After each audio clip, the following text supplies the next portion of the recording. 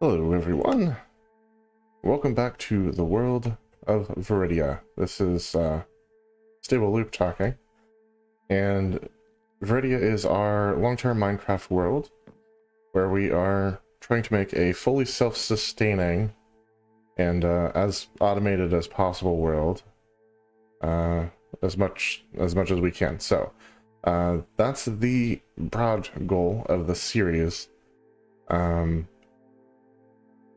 But obviously we have to break that down into smaller chunks because that's a lofty thing.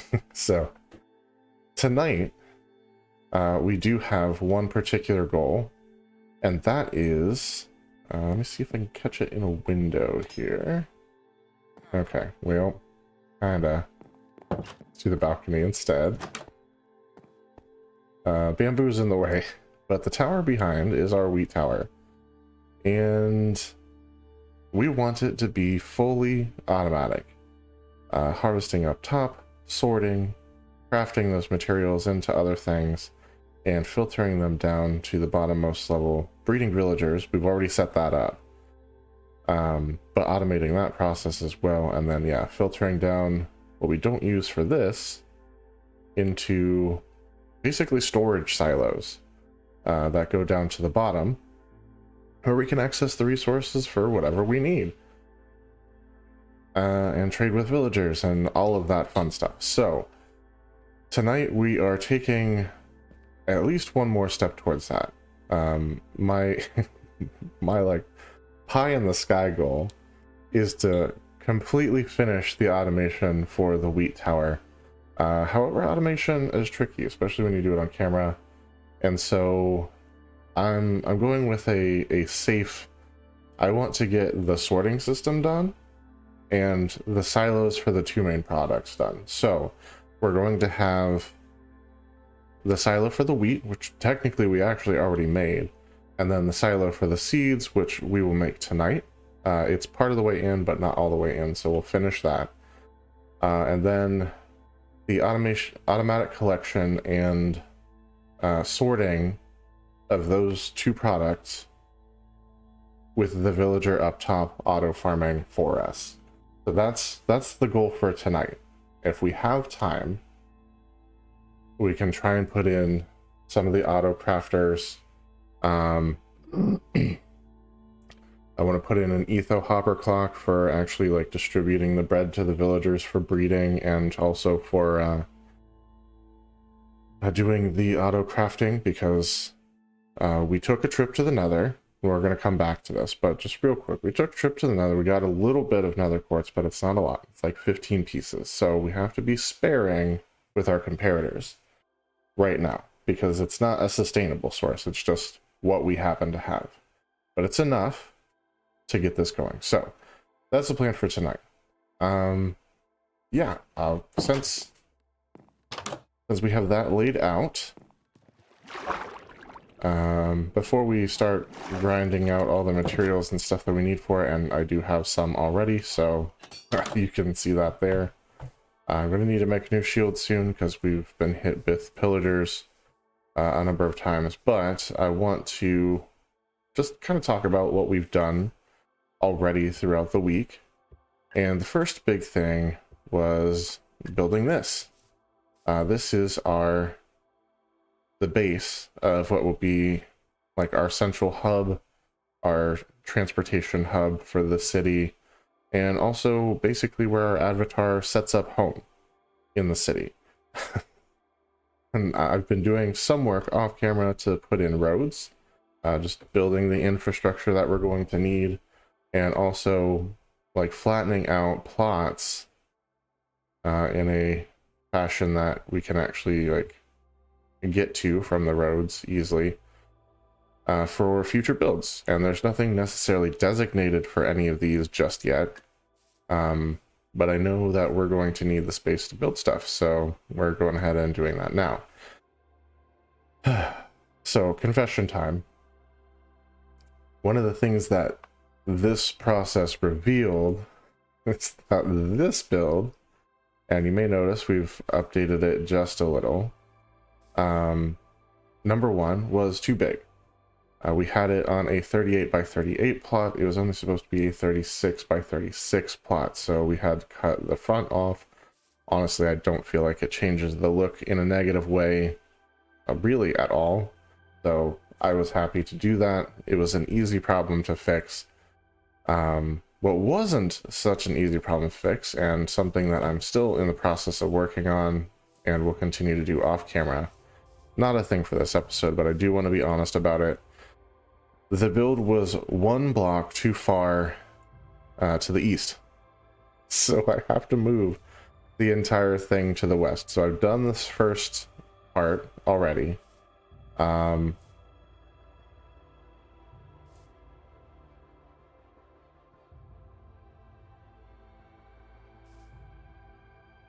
And I am realizing that I may have screwed a thing up. So this should be over here. And it's not. And neither is that one. So yeah, I'm gonna have to redo those, it looks like. Oh boy. So the goal was to move them from here to here, and I ended up just rebuilding them where they were. Yeah, that's how it goes sometimes. Okay, we're not going to dwell on it. So that's a project for me for off camera. Something I'm still working on, trying to get all of the plots kind of like leveled out and down to this level, which is where the majority of things will be, but still kind of rolling with the natural terrain just a touch as well. So we did build this and got it functional enough that we could activate our nether portal and go to the nether. That was the second stream for the week. We spawned in a soul sand valley in the middle of a netherrack pillar.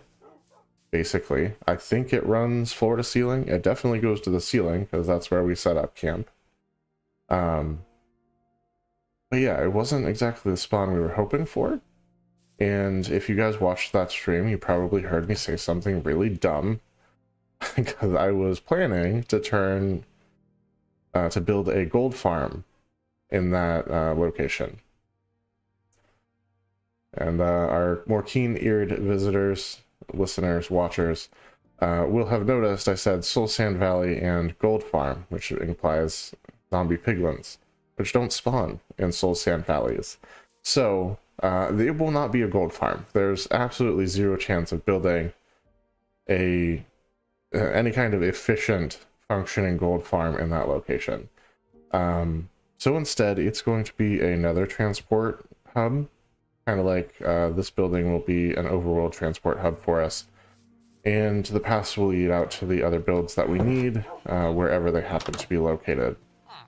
So that is kind of the plan for that, and it brings us to today.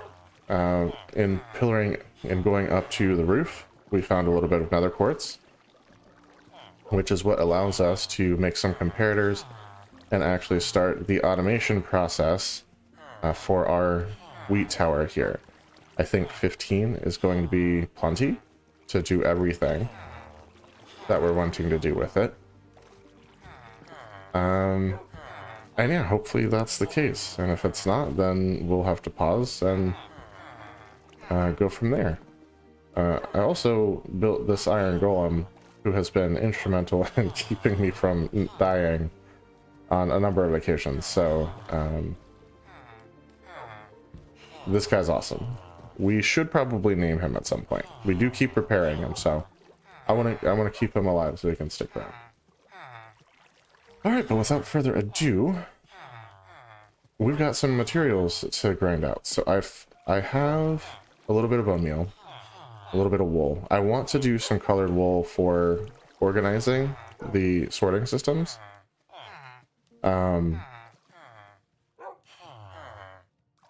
And so we need to make some bone meal to craft into white dye, a process that will be fully automatic when we're done with this project, so that'll be nice.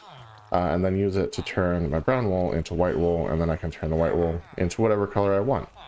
For this project, I'm planning on doing yellow and lime green. Also going to need some of the bone meal for multiplying our sea pickles to get that lime green dye. Just like a temporary source, a really quick, what we need kind of farm.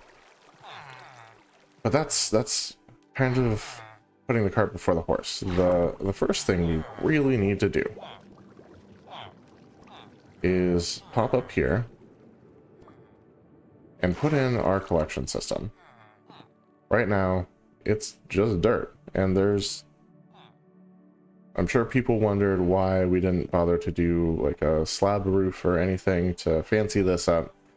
And it's because we had this project in mind for later. So we need just a crap ton of hoppers. This is how we're going to do the collection system for this. And right now, okay, this is our wheat silo. It's obviously not stacked up to this point yet because we keep using it to make road material. But stuff will get collected by a villager, gets sucked up by the hoppers because farmland is not a full block. Go into the filters and get filtered into wheat on this side, seeds on that side, and then get pushed into these silos. That's the plan for today. We're going to leave room to do the rest of the stuff that we need to do also. But that's going to be a good start, I think. And will probably take us most of the episode to do. Now, most of the work that I'm doing is going to be over in this direction, at least on this level. So we're going to put the crafting bench over here, so it's out of the way. And we're going to just make an absolute ton of hoppers. Right now, well, this is okay. There we go. Now that I remember how to use a mouse, that's helpful. I brought a bunch of stacks of iron blocks to kind of help this process go a little faster. We're not back and forth all night. 6 is not as many as I need. Not nearly. Okay, so we're just gonna kind of back and forth on this a bit.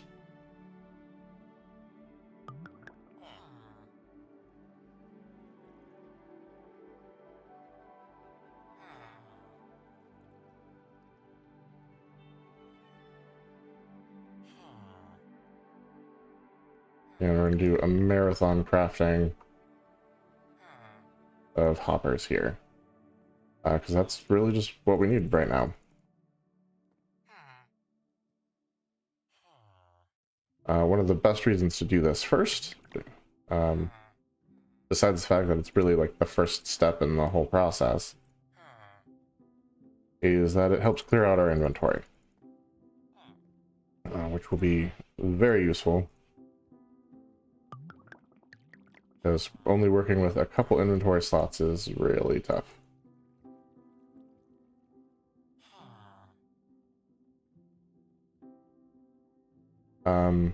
So yeah, this is a big part of the reason we wanted to make the iron farm. We knew we needed a ton of iron. Just like absolute ton. And this is why. We knew this project was upcoming. And we knew we were maybe not being the most efficient that we could with our iron. With the silos and everything, I expect we're going to need at least a full stack, so I'm literally just going to go ahead and make those.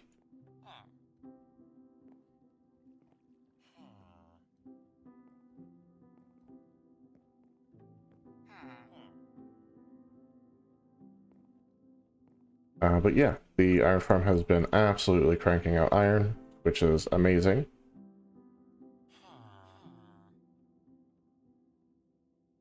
Because, you know, we need a ton. And... oh, what am I doing? Okay, there we go. And the land clearing has actually gotten us a whole bunch of wood pre-done, which is also awesome. We didn't have to do a special trip to go like, collect a bunch of it.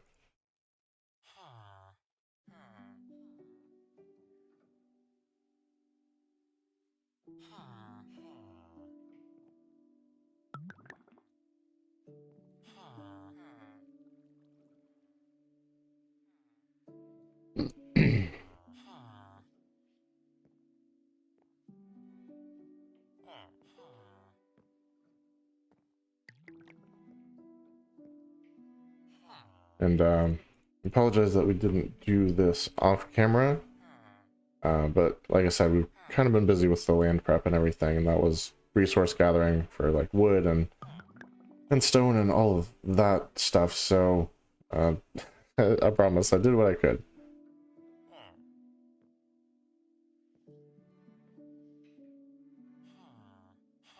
Okay, this isn't going to be quite a full stack, but I think it will get us close enough to at least get started. So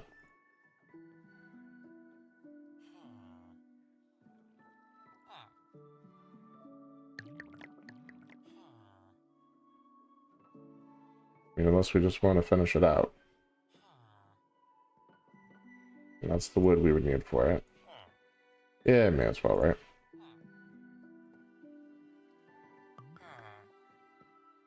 Okay, so we have a full stack of hoppers. First thing we're going to do is place this here. And get that going into it. So now we can remove this. And we're just going to go in a chain here.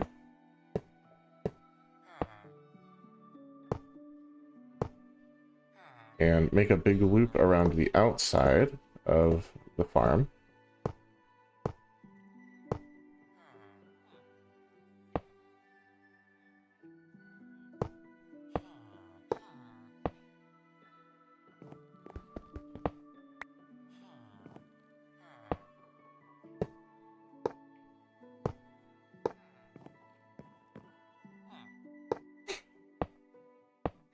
Okay, nope.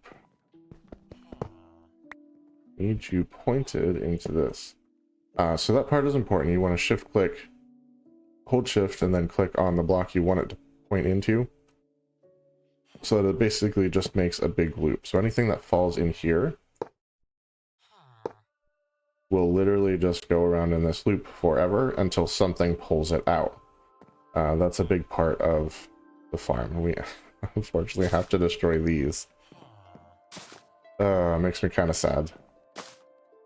We'll have some alternative lighting to put in here temporarily.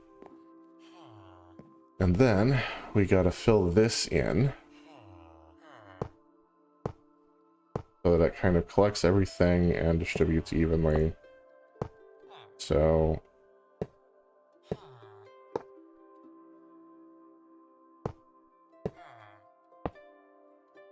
this is kind of how we do that.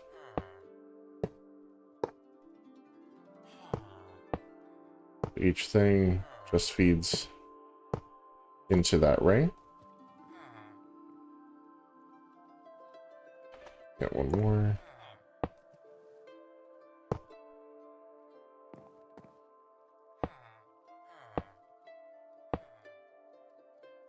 See, I told you we're going to need a mess of hoppers for this project. Okay, so I need one more for this. 2, 3, 4, 5, 6, 7, 8, 9, 10, 11, 12, 13, 14, 15, and 16.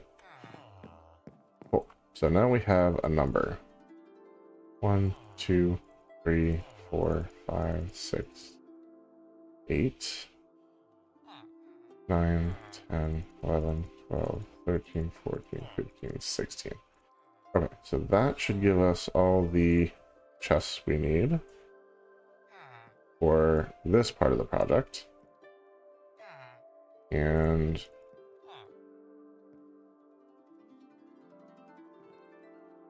I think this is still going to be enough iron. Not quite.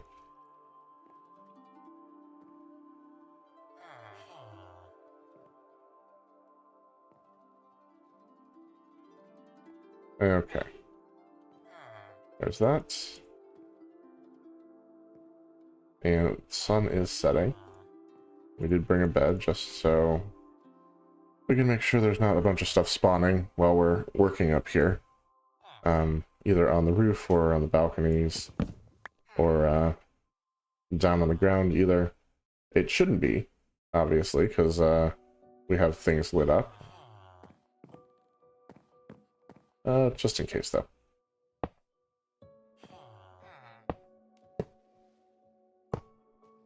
Okay, and now switch to the last section here.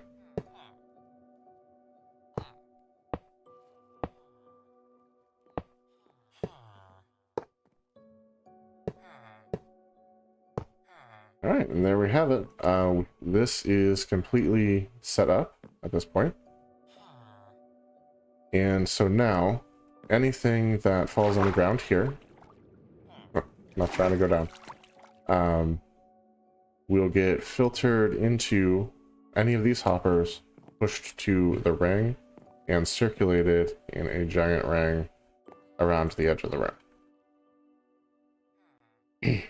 Alright, I'm going to grab a drink, because I'm actually talking a lot this episode. If you don't know, this is Zevia. They are sugar-free sodas. They use stevia leaf for the sweetener. So it's really guilt-free way to get a soda in, and they taste really good. That's not sponsored. I just like them a lot, so. If you see one at your local store, give it a try. If you're into the zero sugar thing, so. Now, we need to put in our item sorters, and this is where we start to have a little bit of fun, because we need our nether quartz. So I need to get rid of these, and go get our nether quartz, which I think is over in the chest of the tower. Last episode, at the very end, we did grab a couple dogs from a nearby forest. Don't have names for them yet still. So if you have any suggestions, drop that in the comments, and we'll consider those as potential names for our new friends. Right. Let's drop off the glow berries. We won't be needing those anymore. It doesn't hurt to have extras up here either. I don't think I need any of this stuff right now. I will potentially need these, but that's a little bit later. Like I said, I need the nether quartz. It's not like a super amount later, so.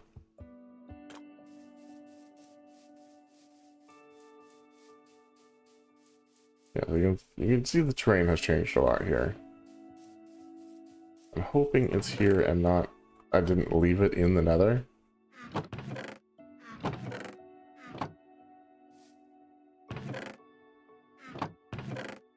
You know what? It's in a bundle. I think that's actually in my exploration chest in the wheat tower still. Alright, never mind. Reset. We'll take the roads, since we worked so hard to make them. Makes sense.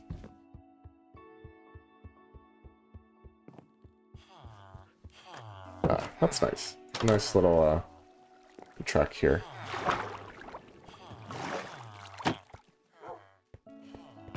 Okay. Yes! There it is. So I need this. And I can go back where it was. I have redstone with me, cobblestone, smooth stone, sticks. Alright. I think we have everything we need to make what we need for, well, the redstone components. I actually do. Okay, it's actually time to do the dyes and stuff now. So we're gonna go get as much bone meal as we can. Not only to create more sea pickles, but also to dye some of our brown wool white so we can turn it into other colors. I don't think you can go directly from... I want to go through this door, I want to go through this one.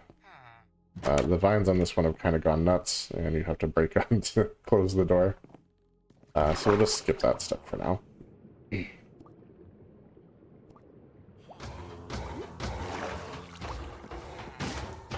Yeah, I don't think you can go directly from like brown to yellow. I think you have to go to white first. You can go from any color to white and then white to any color. Alright, but let's bone meal our poppies here. Or compost our poppies to get bone meal. Placing bone meal on our poppy probably is not going to give us the results that we want.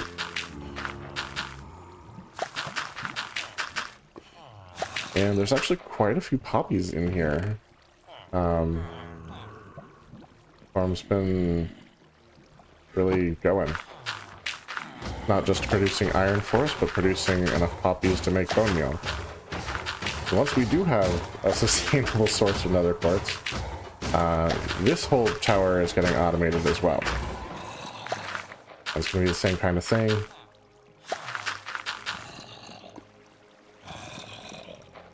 As the wheat tower.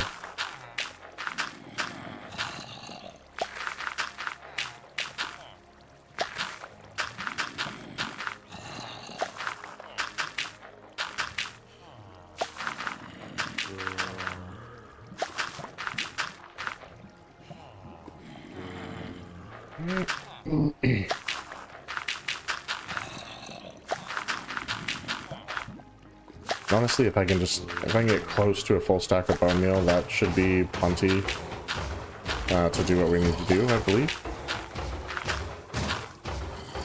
I know the dye to wool ratio is 1:1. Unfortunately, it's not like glass, where one dye produces 8 colored glass in one go. The wool is a bit thirstier on the dye front, so the relationship is a little bit more expensive. But this will just help us stay organized while we're working on the project.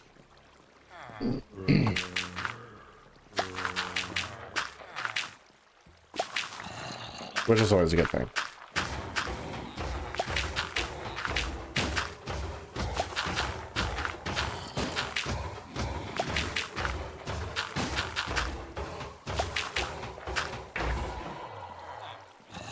Like I said, we're going to get as much bone meal as we can. Because we not only need it to dye our brown wool white, but we also need it for making more of our sea pickles, which is how we're going to get our lime green dye. Eventually we'll have a whole wool farm fully automated, every color of the 16 colors that are available in Minecraft anyway. It'll just do its thing, and anytime we need any color wool, we'll just go grab some. But we're not there yet, so we will get there. Excuse me. The one thing I'll say about the Zevia root beers is they do make you kind of like burp a lot. So I'm going to be sipping on that rather than chugging, and trying really hard not to be rude. And it looks like sun is still up, so let's head on down.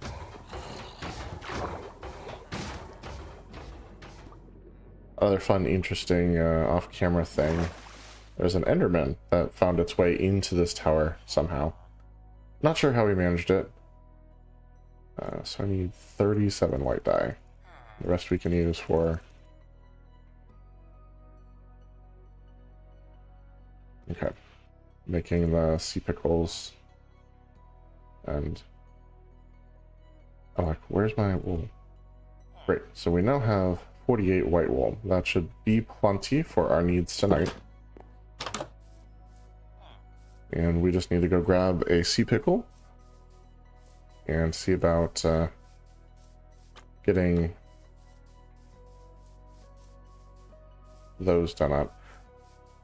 The thing, I can't remember if I need silk touch to grab them. I hope I don't. I really hope I don't. We're gonna take one. We're gonna leave one just in case.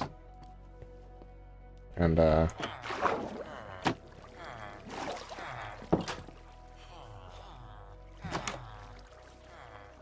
looks like the sun is about to set, so we'll run over here to the tower and sleep.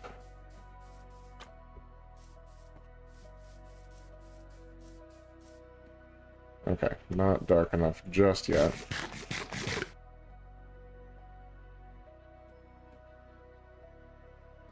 Get in there. There we go.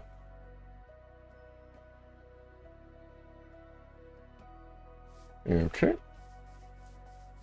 Let's run over here.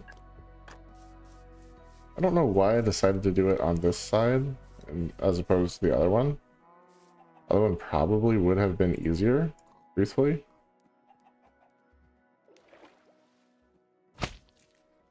Okay, so now if I hit this with bone meal,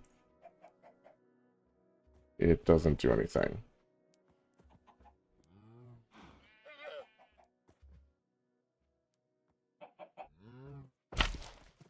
Okay, but we don't need Silk Touch to pick it back up. How do you make more sea pickles? Okay, this is definitely a question I need answered right now. So, let's take a look real quick.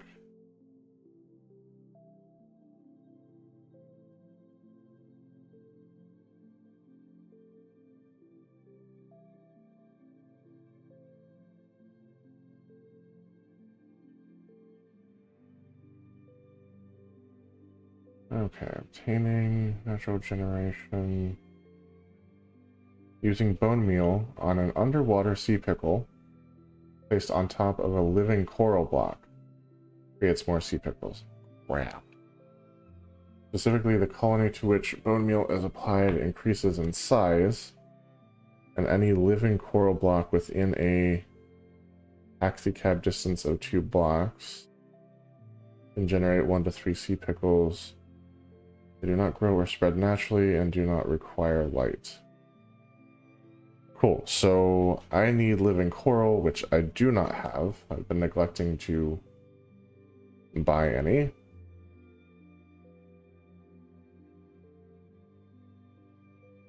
Alright, well, looks like that particular filter is going to be white today instead of lime green. It just kind of is what it is, unfortunately. I could make a white dye and combine with one of the green dye that I bought. And turn my white sheep into a lime sheep. That's going to be time consuming though. Yeah, so what I will probably do is just use white for the seed side. I didn't know it needed to be on coral. Well, that's a thing. Okay, so just hold on to that for now. I do need yellow dye, which I believe wildflowers craft into. Could be wrong. I think about 18 of these. And if we end up needing less, we can always dye it back white.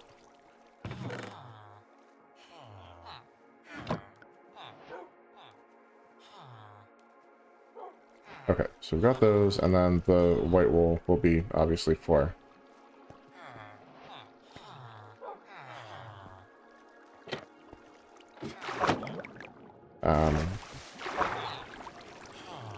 the seed side, like we said.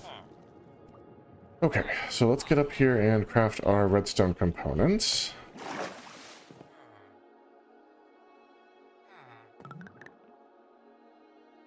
And set up our filter. So the first, okay, the hopper that goes here, we go here, and then we need one here. We're gonna need...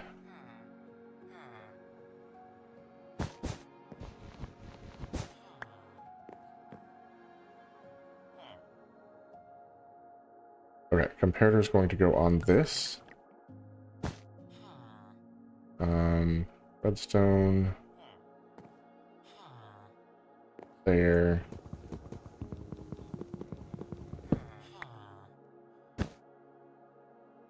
Repeater.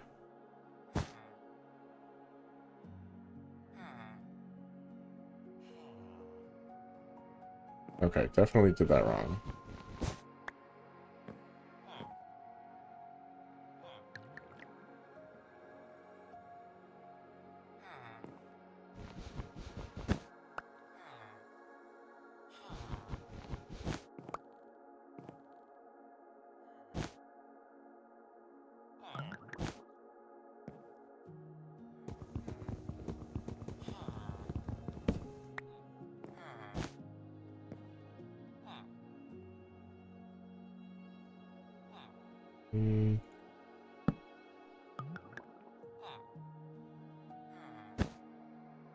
Okay, yeah. How to remember the shape there real quick. Okay, so comparator is going to go here on top of this block, redstone, dust, and a repeater going into this block on 0 ticks with a redstone torch. There'll be a hopper here that pushes to the side. That will be where our wheat goes. And another hopper on top that is our actual filtering hopper.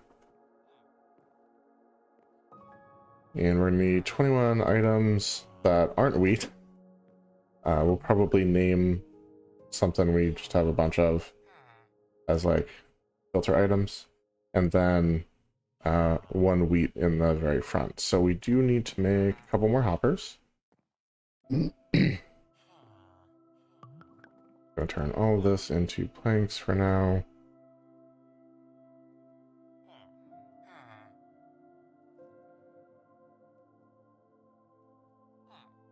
Okay, we need 4 of those. 2 for each filter. And I think that'll be enough iron for us.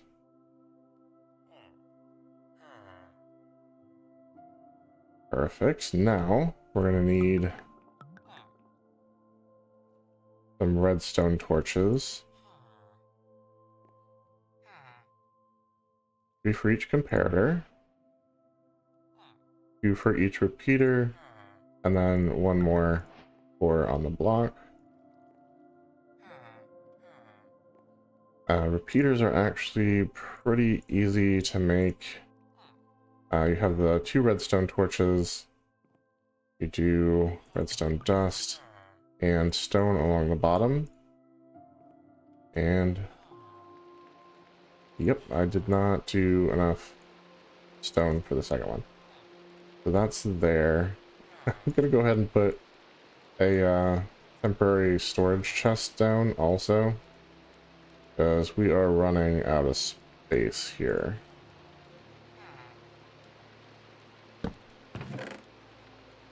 So let's toss this in there. Let's get rid of our extra iron that we don't need just yet. Extra stone. The extra wood. Okay, that gives us a lot more room to play with the stuff that we have. And yes, this can also go in there for now. Alright, I'll set this here. We also needed the comparators. So those are also not too hard to make. We do the 3 torches in this configuration, another quartz in the center, and again, stone along the bottom, the 2 comparators. And that was basically the component that was holding us back from doing this, so it's very cool to have them now. And then just redstone dust. So let's go ahead and put down the comparators.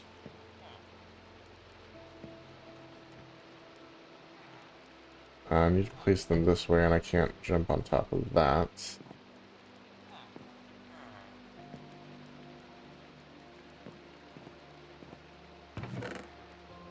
Alright, so we actually have a use for this at the moment. That's going to be getting up here. So comparator goes like that. And like we said, we're going to do the seed one over here.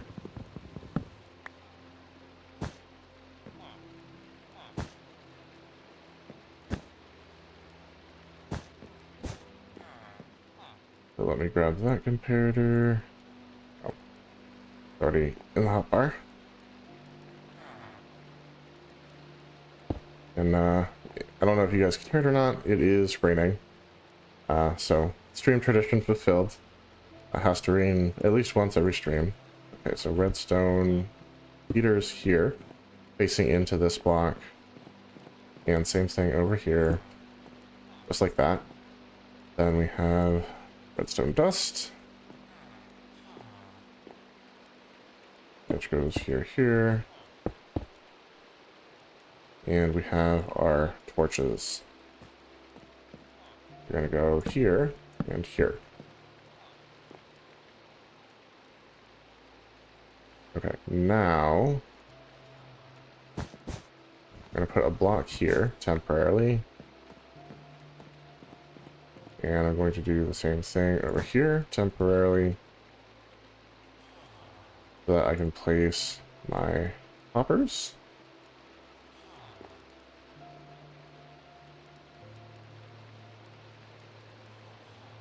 One facing over in this direction, and this will be locked because of the torch. One facing in that direction, pushing into that block. And that one will also be locked because of the torch. And then we need one above. So let's use this and hop up. So to do this, you shift click, or you shift to crouch, and then aim at the base of your comparator and right click. That has the hopper pointing into the comparator. That way it's not pushing down, it's trying to push sideways, and items will come down out of this because this one is pulling down rather than this one pushing down. If you do the pushing down, it doesn't work right. Okay, and it looks like it is about time to sleep again. So let's do that. Okay. And we're going to remove our temporary blocks because we don't need those any longer. See? Normally it would have picked that up, but it's locked, so it can't. So that's actually an excellent demonstration of the hopper locking that happens there. Now what item do I just have a bunch of that I don't need for other things? Is the question. I don't know that there's anything in particular. But whatever we use is what I want to use basically for everything.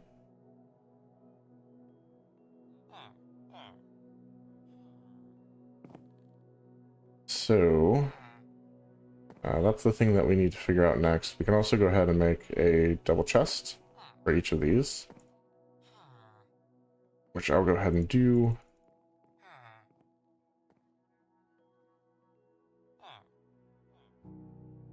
I need 4 of these.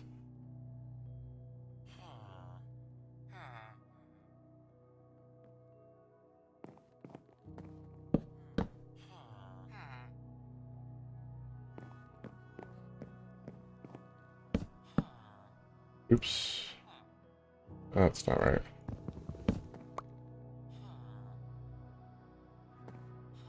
There we go. I was holding down shift when I placed it, so that's why it didn't connect. It's useful if that's what you want to have happen. Not as useful if that's not what you want to have happen. Okay, so those are in place. Like I said, let's see about finding filter items.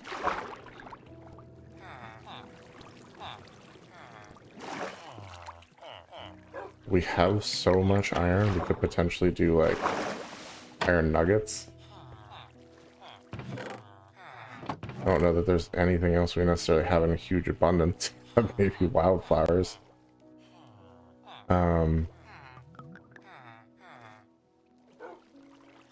I guess it would not be hard to produce more wildflowers. And it's easy to get huge amounts of them.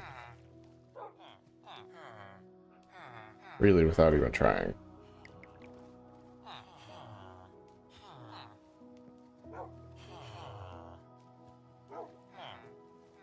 Okay, you convinced me. So now, we're going to head over to our anvil. And we're going to rename these to...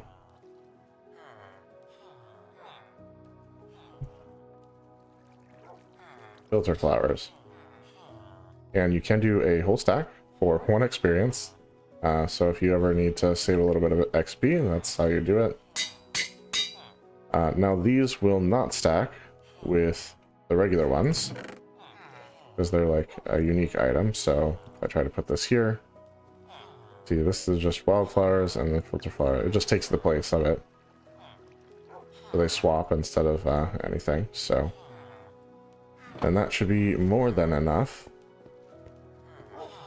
Flowers for our filter. Oops. Okay, and we are going to need a single wheat and a single seed. So it looks like we're going to take a couple extras because, you know, that's just how that worked out.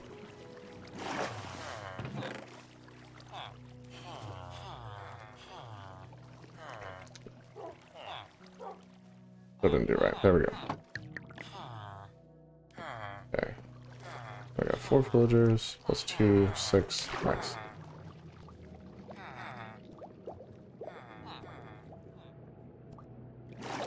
Alright, so now this topmost hopper is where you put your filter items.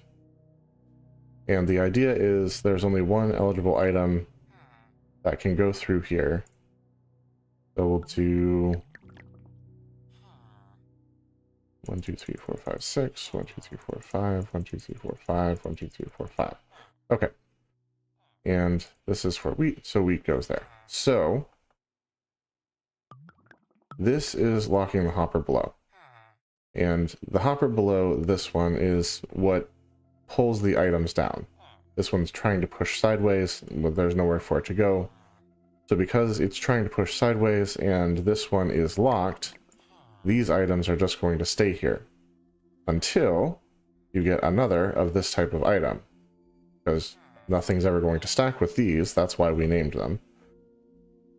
Once you get one more of these, that adjusts the signal strength of our comparator, which you can see is at 1 right now. It'll push it to a signal strength of 2. The repeater will be able to pull the power out of this block and push it into this block, which will turn off the torch, unlocking this hopper and allowing the one item to come down. And that's why it's important to put the items here, because hoppers always get pulled from the first slot first, and then this one and this one and this one and this one and so forth and so on. But once the one item pulls out, you'll just have the one, and the bottom hopper will lock again, and this will just stay right like it is. So that's the concept behind the filtering mechanism. We're going to do that same thing on this side. I guess I don't need to go up there. I'm going to do 1, 2, 3, 4, 5, 6. 1, 2, 3, 4, 5. 1, 2, 3, 4, 5. 1, 2, 3, 4, 5. Now, you don't have to do it like this. I just like to spread them out. It's 21, and you can do like 1, 1, 1, and then the rest here, or any configuration like that, as long as all 4 of these slots are filled with your filter item, and there's only one slot for the thing that you're trying to filter out. Okay, so that has our hoppers officially set and ready to go. Now, I need to do a little work and clear this spot, so we can make the rest of this silo. That's kind of a cool touch.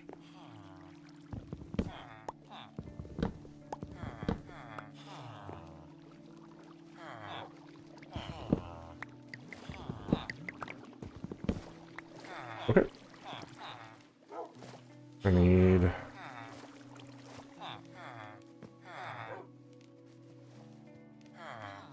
Let's start with 5 hoppers, 5 chests, and see where that gets us. Because we're going to have to come back down and kind of stack our way back up. So all in all, we're going to need 10 hoppers. Which, let's turn these into planks first. And we can get rid of this and this.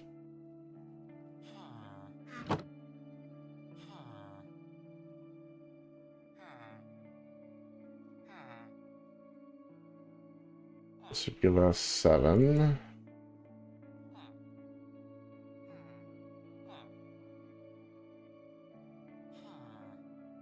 Right.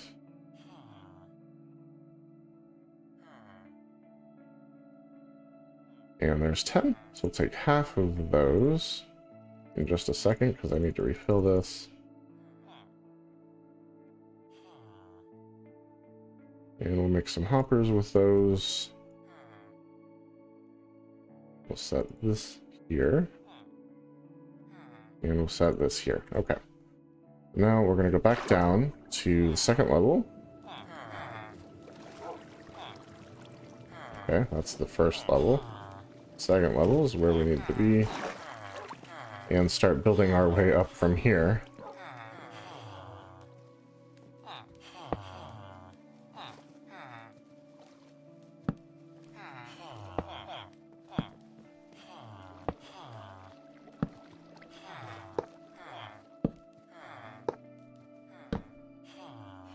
Alright, where's that have us? And funny enough, this actually reveals some of the things we didn't actually strip yet. We'll have to fix that.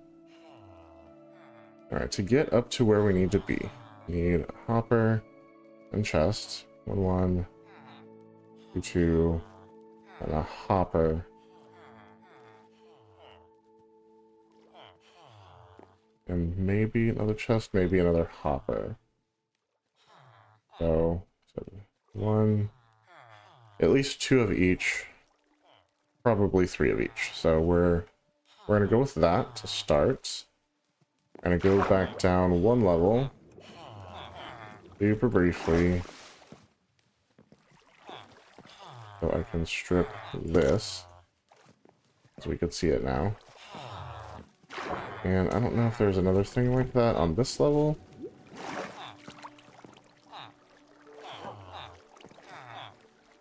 Yeah, we must have fixed it already. Gotta be consistent.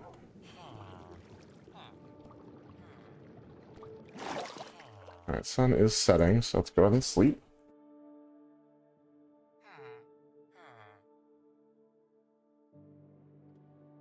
Okay, so now that we've slept, I just want to briefly summarize what we've got finished up.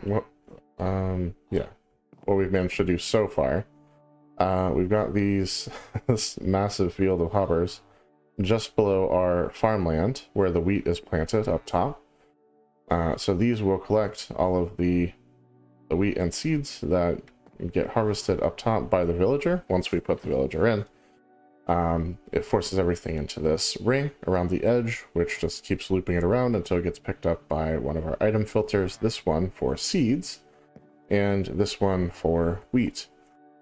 And those will sort those items into here and here currently. And now we're working on attaching these to our silos. This is for our wheat, and over here is going to be for our seeds. And we need to finish building this one, and it looks like we need about 3 of each thing yet, so we're going to go ahead and make those now. That means I'm going to need 6 chests, so let's refill this once again.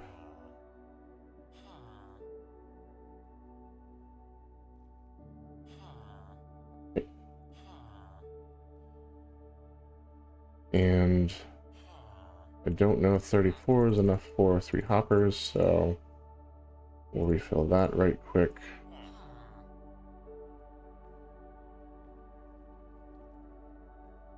There we go. Almost accidentally made 6 hoppers instead of just 3. We would have ended up using them for sure, but yeah, don't need them just yet. All right, now let's hop down to previous level and build this up the rest of the way.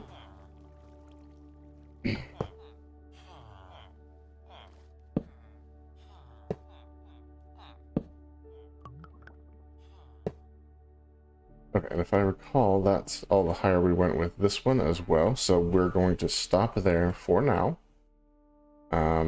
Let's keep the chest in the inventory in case we need it. I shouldn't need the shield while we're building, but you just never know, right? Okay, now we need to build the connections from here to here and factor in that we're going to need to do some trickery. Because we want to prioritize these resources first before we start crafting these into other things. So for example, with the seeds, we're going to have them filter into here, and then we want to prioritize them being stored in a silo so we don't craft seeds out of existence and never have them. We basically want to fill this to its capacity, and then once it can't push into here anymore, we then want to start filtering to other things. And there's a trick with the hoppers that lets us do that. So let's go ahead and set that up. We'll need a temporary block here, and we're going to have to do the same thing for this. And we're going to want 1, 2, looks like 3 hoppers per side, so we're going to need 6 total hoppers. So we need 6 more chests. We have 1, so actually just 5 more on top of that. Perfect. And like before, we'll refill this. But now, I actually wanted to make the 6 hoppers. Told you we would end up using them. Okay, so now let's take our 6 hoppers. We'll start over here. So the first thing we want to have happen is a hopper going like this. And we can move the temporary block. So basically, this hopper is going to try, it's sort of the same trick that the filters use. We're going to try and push the seeds this direction. But, fun thing, hoppers pull down before they push to the side. So, in order to prioritize this, all we need to do is this. So, seeds will come in here, we'll get to this hopper, it'll try to push to the side, but that operation happens after a hopper below will pull the seeds down. So before it pushes to the side, this hopper pulls the seed down and then pushes them into the silo. And that is done and dusted. The last thing we want to do with this is put these on top of these 2 hoppers, because they're just connecting us to the silo. And we don't want any stray pieces or bits falling in there. And this actually tells the game engine to not even bother having these hoppers check above them for items to pull down, because this is a full block. And so it just makes this whole thing a touch more efficient. The thing that we're going to be pushing into is a composter with a hopper pointing into it, but we're going to get to that in just a second. So over here, we're going to do the exact same thing. Have a block pushing in this direction, or a hopper pushing in this direction. And we're going to have the 2 below.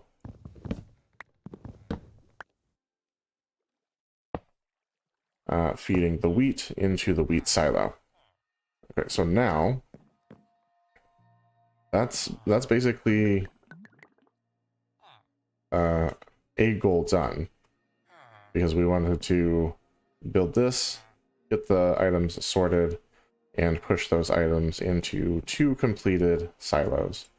Only thing really left for this part is putting in these blocks right here. Again, just to make sure nothing falls in those, and to tell the game engine they don't have to have these hoppers check for anything above. The only items moving through these should be coming from these other hoppers. So yeah, that is done and dusted, and with that being completed, we can go ahead and basically turn this farm on by putting a villager up top. For that, I'm going to need a couple of things. First of all, let me take a look at what I'm working with here. I have a few glowstone blocks that we got from a wandering villager. I need to replace these 2 with glowstone.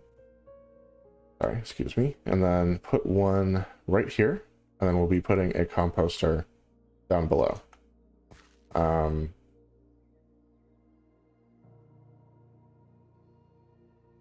also kind of tempted to just go ahead and like harvest this, but I kind of don't want to do that just yet,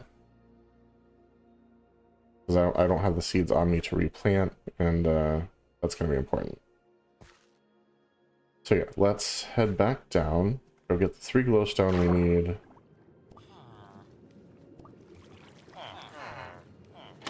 And the composter. Okay, so we'll grab this. And yeah, bundle has our glowstone in it. And now the bundle's empty.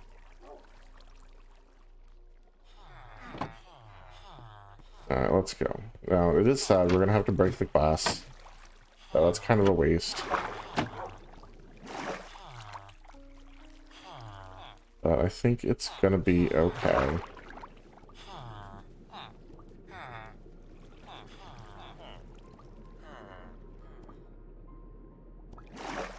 We're not going to put the composter in yet. We're just going to do the glowstone. The 2 glowstone up top first.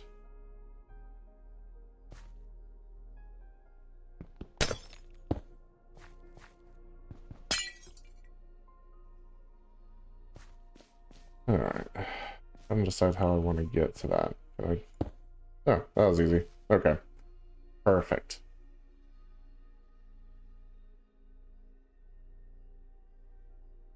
So now I need to create an alternate route for getting up and down. That's going to be probably pillaring with the wool blocks, which will happen after we sleep, because it's almost nighttime.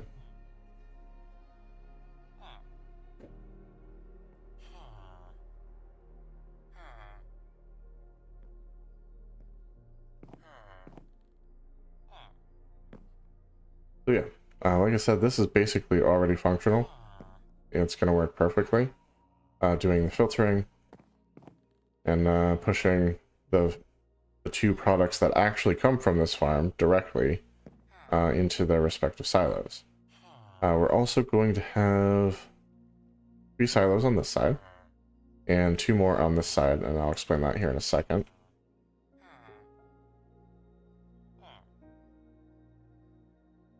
Okay, so this side, this is going to push into a hopper pointed into a composter,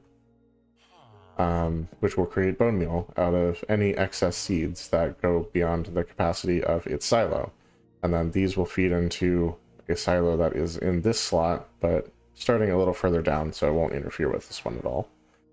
Then this slot, starting on the next level, will be for white dye, because bone meal can be crafted into white dye, and then this slot for bone blocks, because bone meal can also be crafted into bone blocks.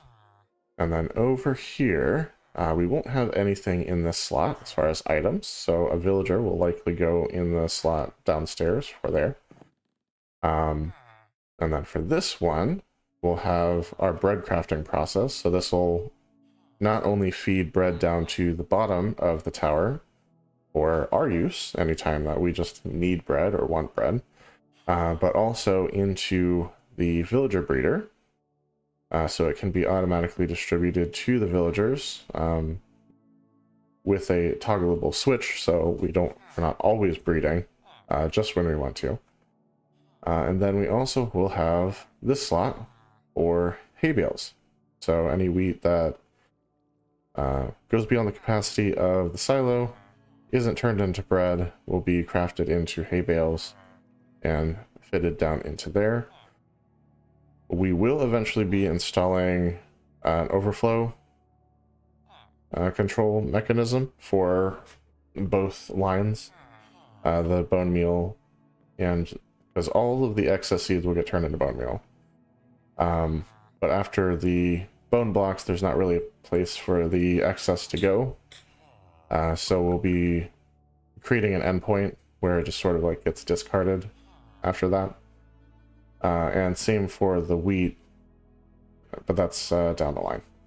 Okay, so now, like I said, we need to make an alternate route to the roof, and I think we're gonna stack wool blocks from here to do that.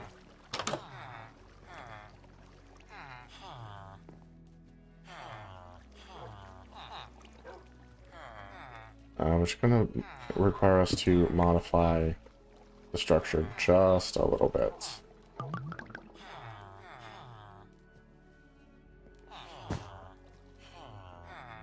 Oh, I didn't have to jump. I thought this was bottom slabs for some reason. That's my bad. Okay, so from here, I'll be able to take a villager in a boat on a lead up to the very top of the farm. And I have glowstone and composter with me, so right now we're going to go up this direction. Do I have enough is the question. Yes, I do.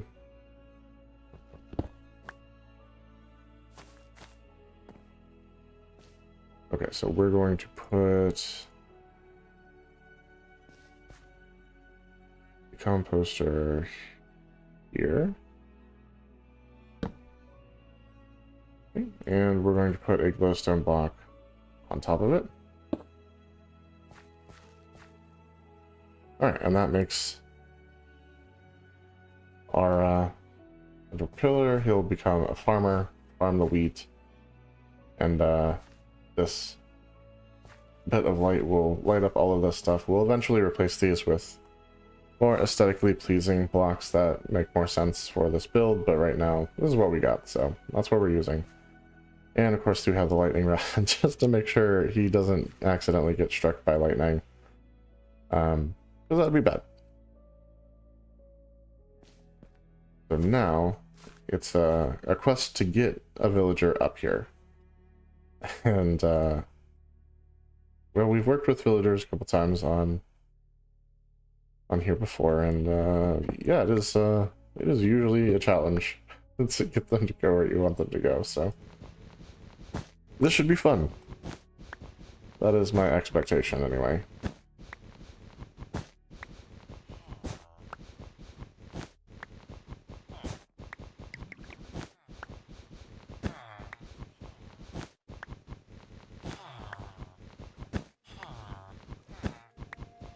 So we'll try and grab one of the brown coats and get them upstairs and working as quick as we can.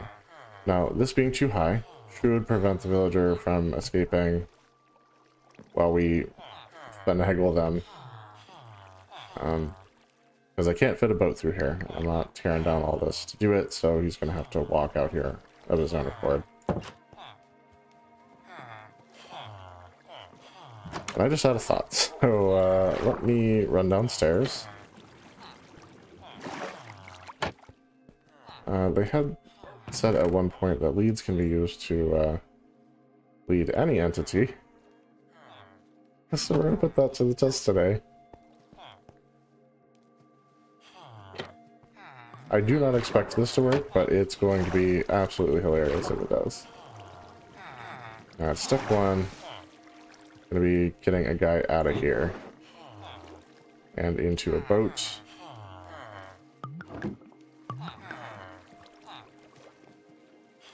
Actually, we're going to do something I should have done a while ago.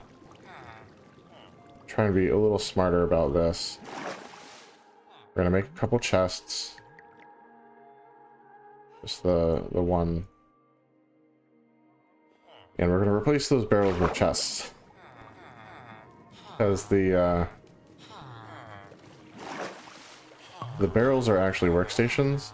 So the first thing you do when you break a boat, you place a boat and they jump in it. They won't immediately try to run over to a workstation because they're stuck in a boat. But as soon as you break the boat, they run right over and become a fisherman. And that is not what we want. So let's... shouldn't be anything coming down this direction. We'll put boats there. Our chest there. And we're gonna grab as many boats as we can. And we're just gonna start throwing them in here. And I apologize, because I know this is gonna take a minute. Just bear with me. This is to make this process a little easier this time around than it has been in the past.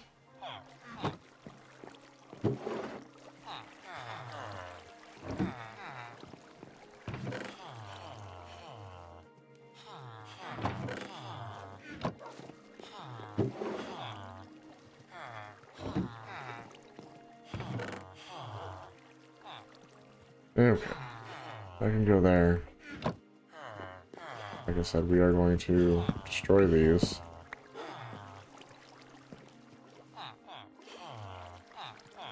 Alright, them being in my inventory is fine. Just need them to not be right here. So let's... Dang it.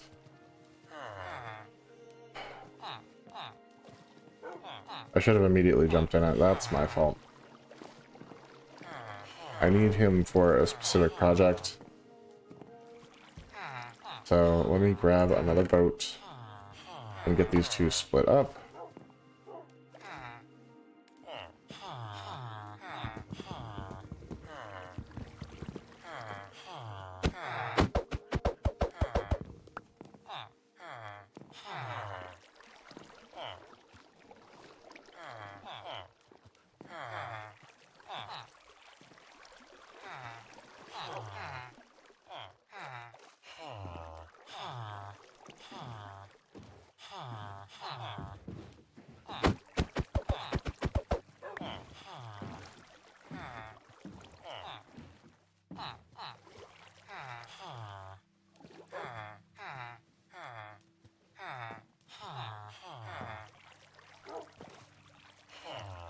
Come on.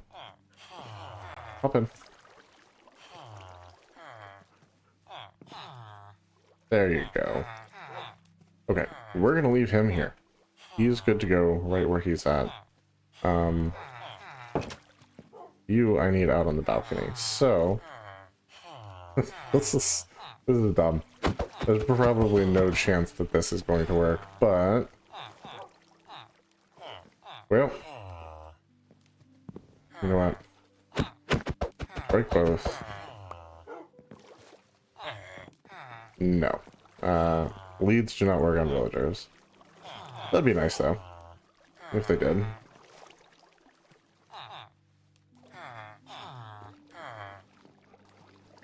Okay, so that's for him. Looks like it's getting to be nighttime. We'll come back to this after we sleep.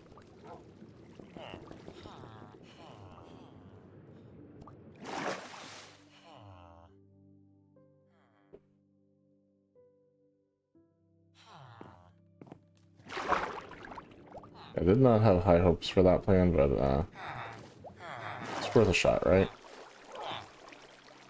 Okay, so right now, they're both where they're at. I'm going to try something a little different.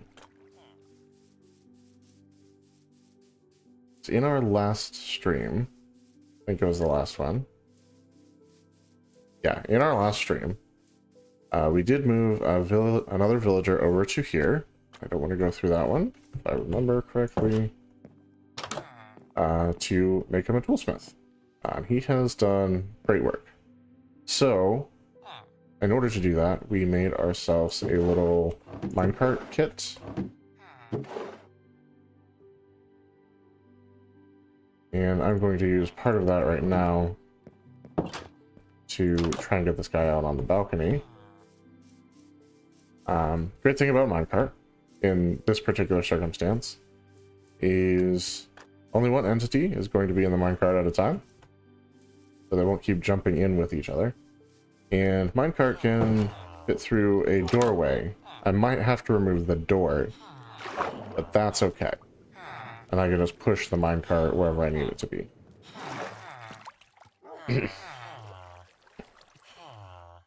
So we're going to go ahead and just throw this down and throw this on top of it.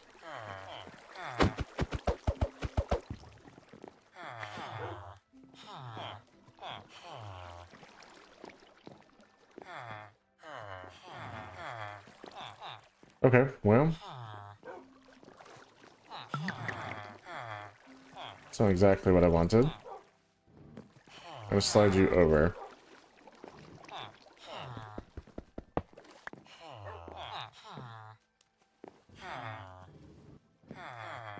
Okay. We're going to put this back down here. And I'm going to go back up a new minecart, because we have iron with us. So, seems like the thing to do.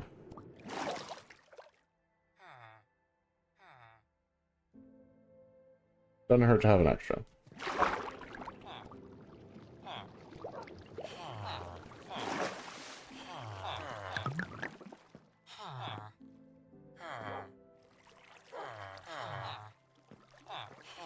Come on.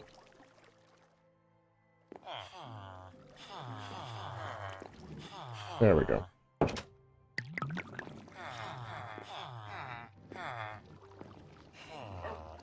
Okay, like I said, I might have to remove the door. So, let's go ahead and take out the door. And then we should be able to push this through.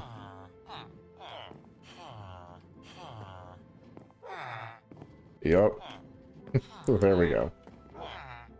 Now once he's out here, we're going to switch him back to a boat, because we need it on a lead.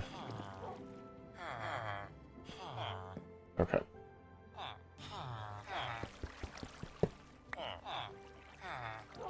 But honestly, right now, I'm just going to leave that guy right there in the minecart.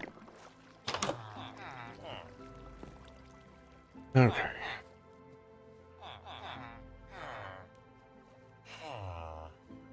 Actually gonna need a little bit more room to even put down a boat.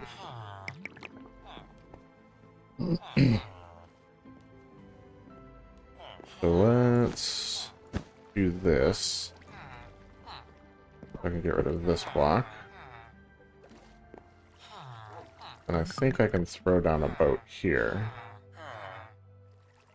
Good.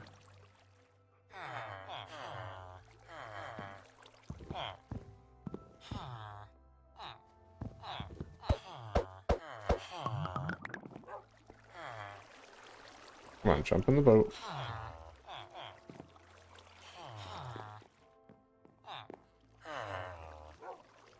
There we go. Perfect. Now...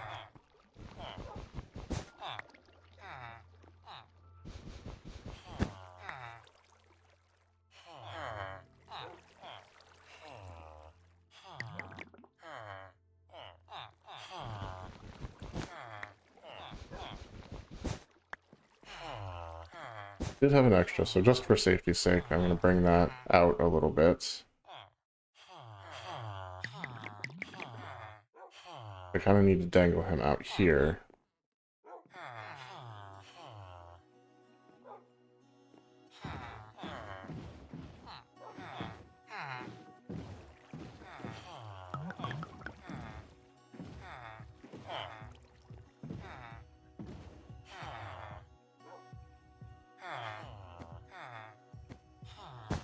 Beautiful. Alright, I think this is going to work.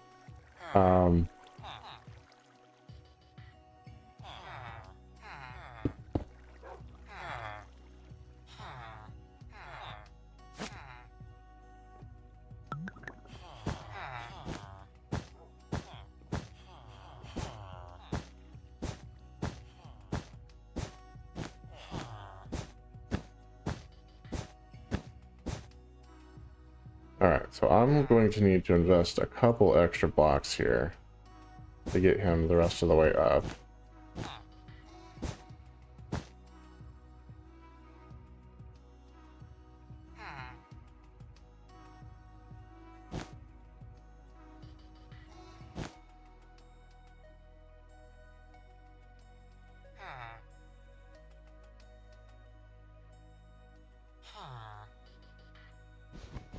Alright, I have him on top of the wall, so we can set it down there.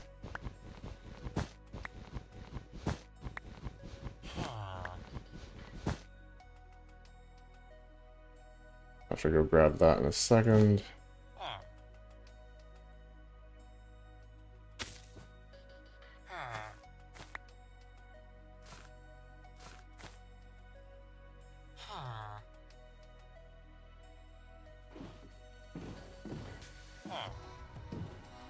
Okay.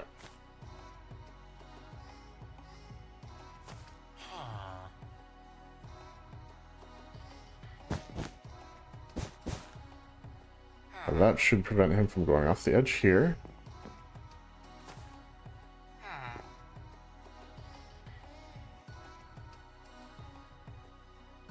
So let's...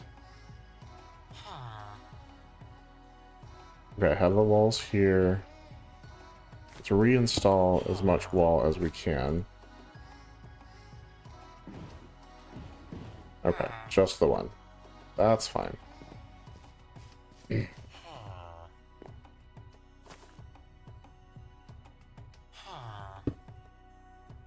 Okay.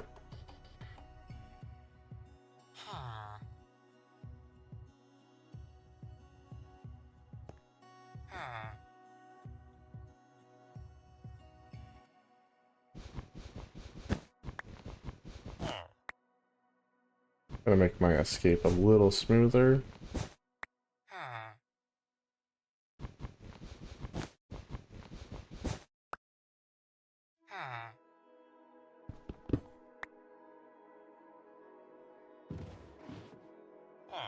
Actually gonna go back this direction as much as we can. Okay, jump out. Place the wall there.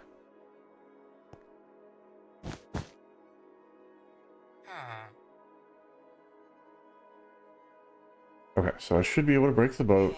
He should run over and claim the job block. And then we can make our escape.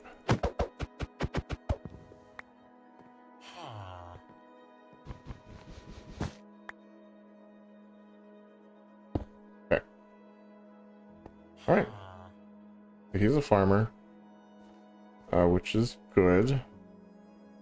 I forgot one thing though, and I'm feeling retarded because I did. So I need to go down and come back up.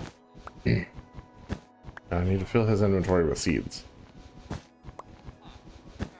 So he doesn't keep any of the wheat.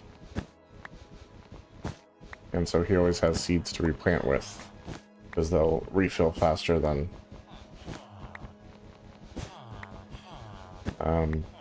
he'll use them.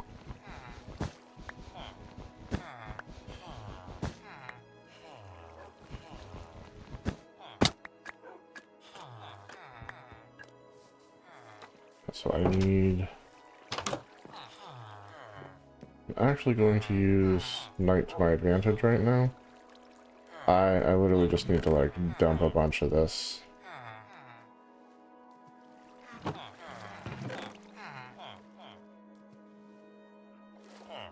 I'll come back down.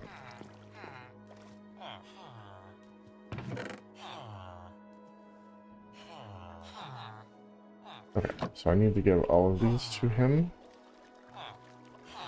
Alright, so let's sleep.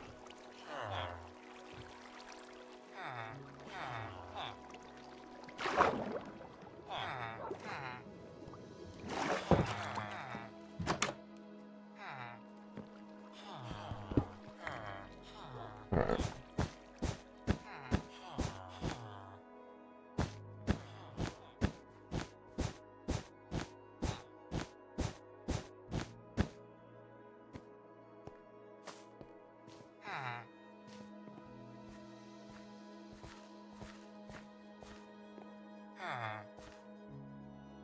Alright, guy, I need you.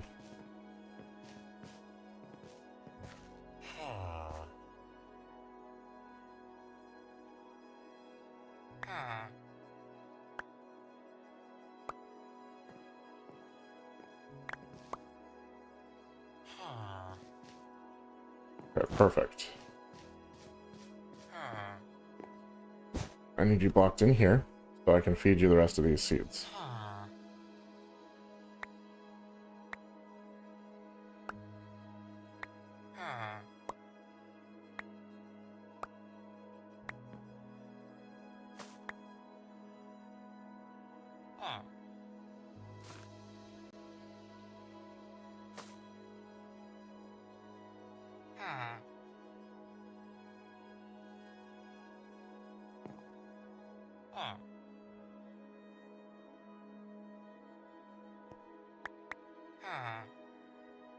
Come on.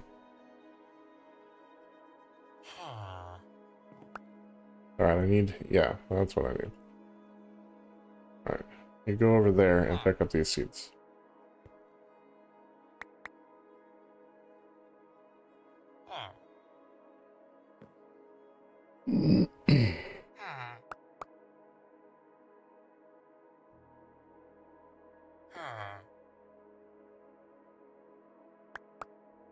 Okay.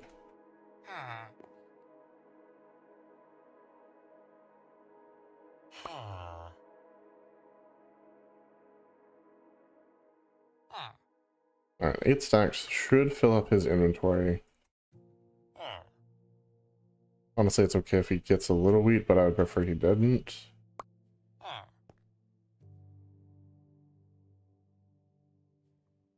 Actually, we really do need him to have... Alright, cool. And he has a wheat trade, so we could eventually come back up here and trade a little wheat to him just to lock him into the farmer profession.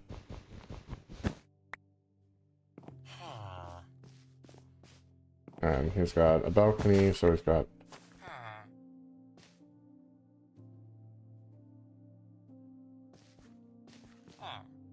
Yep, he did a little farming already. But we're really just waiting to see if he'll do a little bit more. Hopefully. There's a lot of farming to be done. Okay, yeah, he's going at it now. This little brim here prevents him from getting to the composter and composting all of the stuff instead of letting it sit on the ground so the hoppers can do their job and pick it up. Alright, but I think we are good to go. So let's...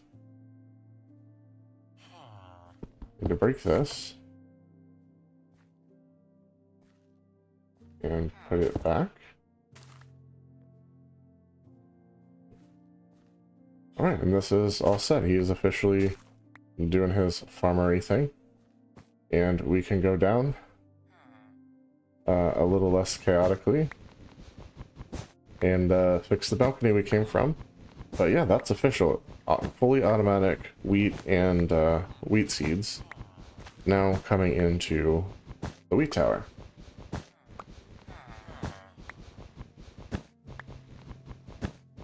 And like I said, I think we're going to pop up here with the 20 wheat real quick. And just officially lock him into the farmer profession.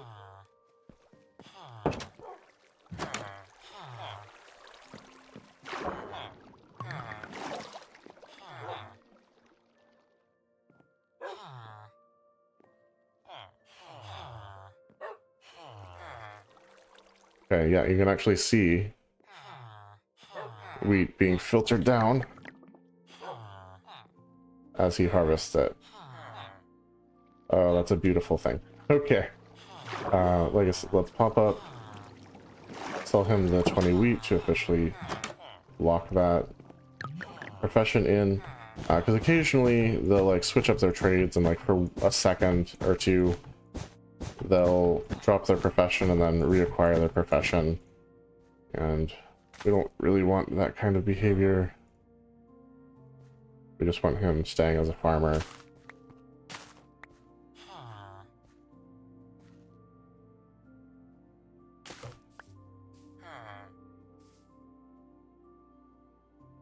Here, bud. I just want to trade with you real quick, if you're up for it.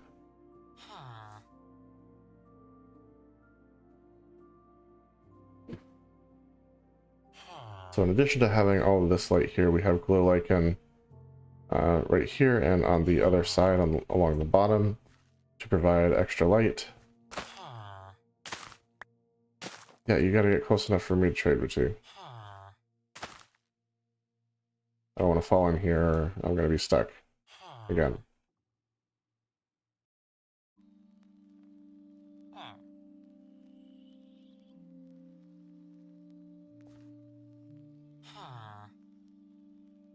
You can see him kind of pressing up against these as he's trying to go to the composter. These prevent him from composting all the seeds that we just filled his inventory with. And the reason you want to fill the inventory with seeds is not only so he doesn't run out of seeds, but also so he doesn't turn your wheat into bread and eat it.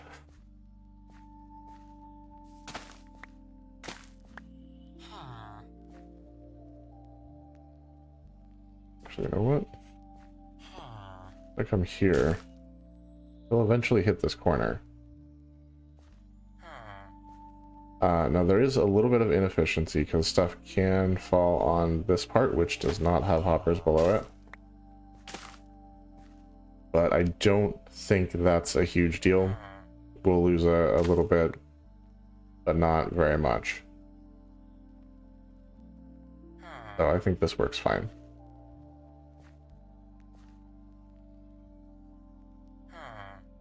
Come on, guy. Alright, he is officially locked as a farmer. Which was the goal. You're good to go, bud. I don't have anything else for you. I literally don't have anything else for you. So you just continue your work.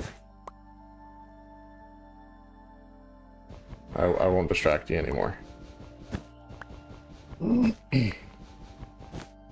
Alright. So yeah, that's official.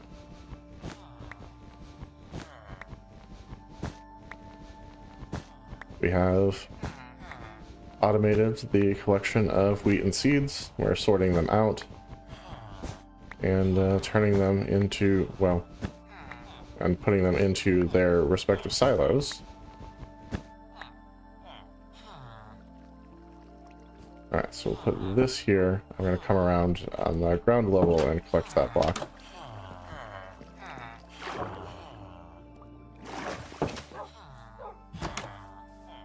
It's just cool to have him walking around. You can hear him literally inside. It sounds ominous, but he's actually like protecting everyone, so very cool thing. Just to make sure I don't accidentally hit him with a sword or a pick or anything, because that's pretty much instant death. And we can put away our lead, because we are officially done with that for this episode. Minecart also, but we'll deal with that off camera probably.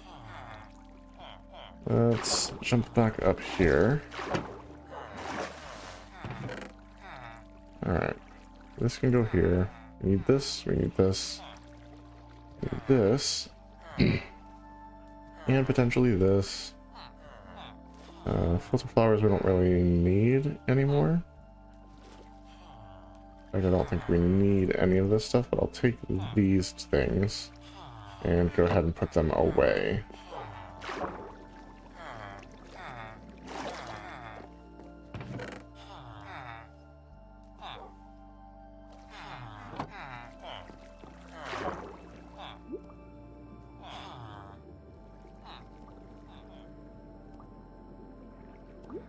Right.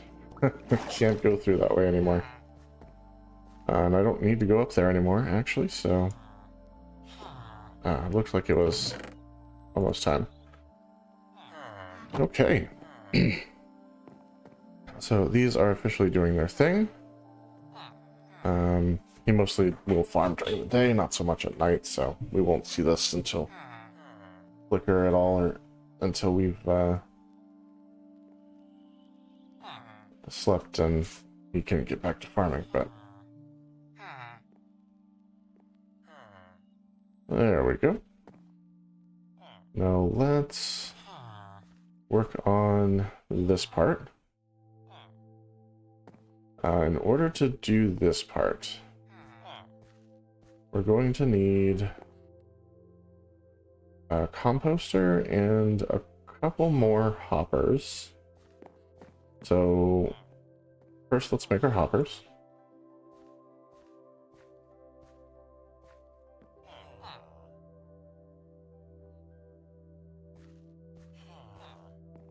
This time I believe we do have enough iron.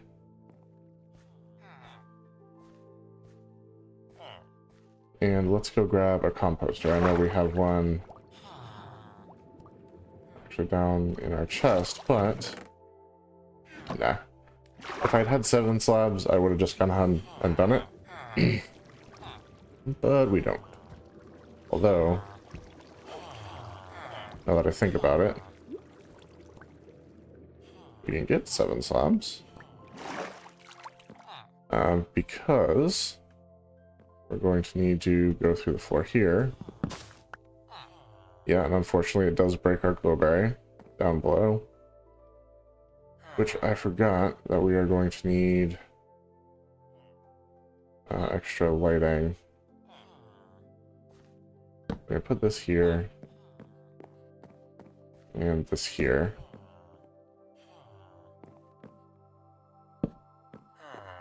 And we'll just go ahead and do that bit.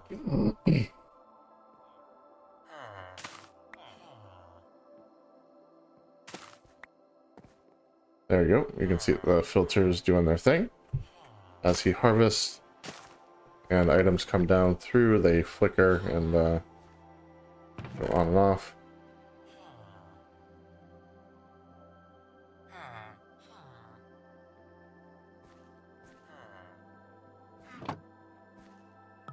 We did see them appearing at the bottom of the silo when we were checking that, so very cool.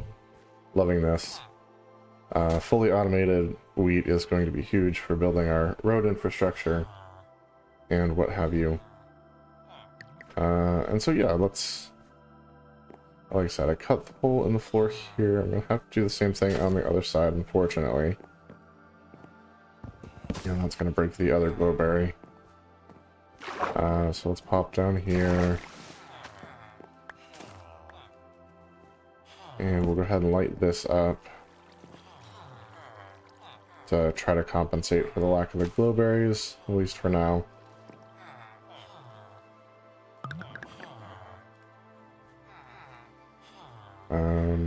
We can do this one also. Not so much this one though, because we're going to need it.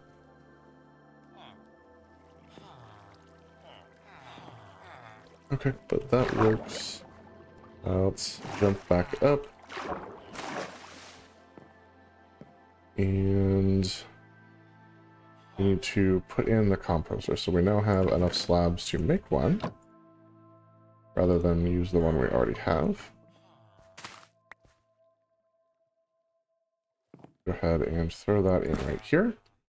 And we'll need one of our hoppers pointed directly into the top of the composter. It's a little inefficient, unfortunately, though.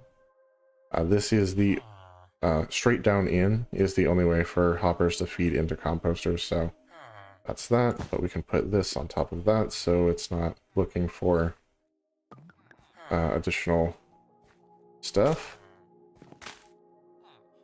And those seeds are going to fill up so fast, which is why this part of the project is important. Okay, so now we have a composter, and we're going to want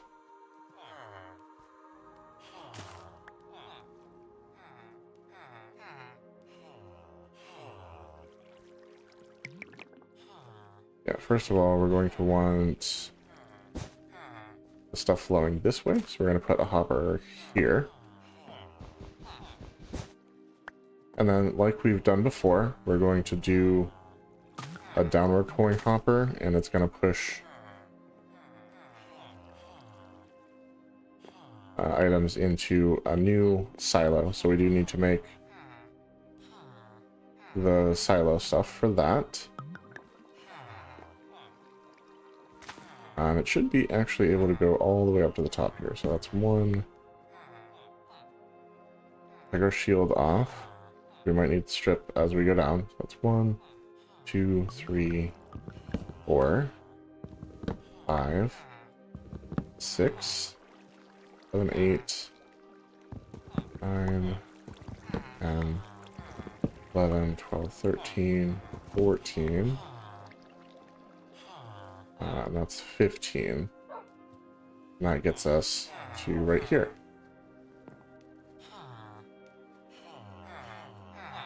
Okay, 15. Starting with a hopper.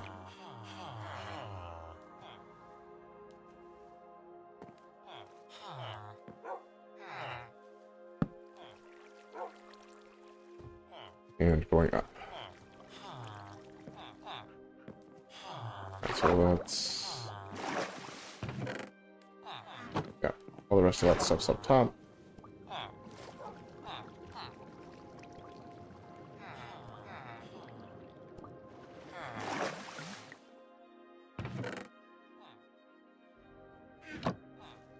Let's turn those into planks. And we're going to need... said 15 starting with hopper, so we're going to do...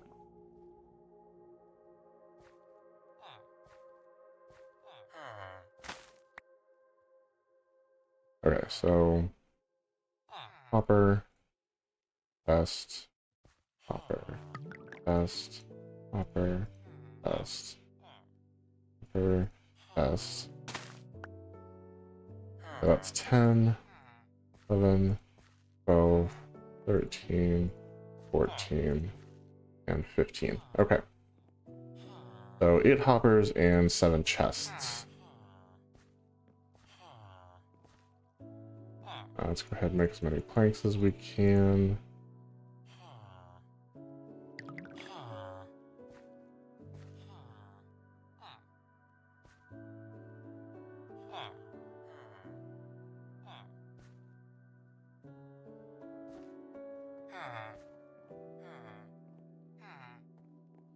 Alright, need a bunch of iron. We can make our 8 hoppers.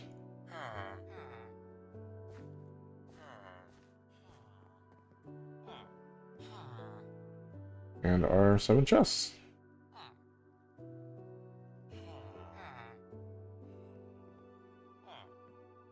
Alright, now we can head back down and pop these in on basically the level that we need to start at, which I think is right here.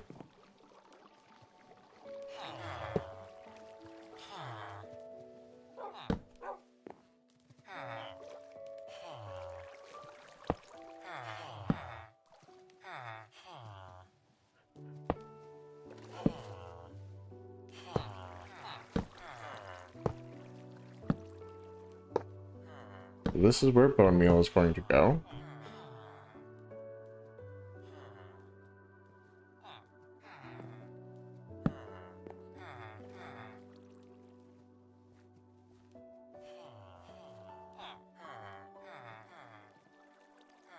that was a bit of a tough one.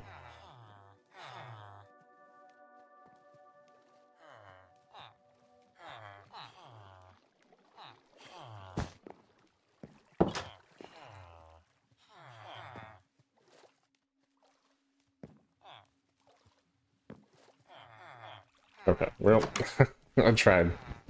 I did try.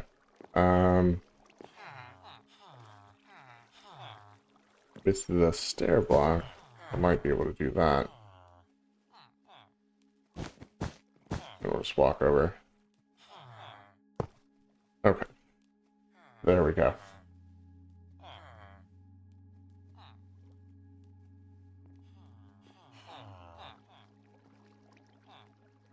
Yeah, we don't want it any closer than that.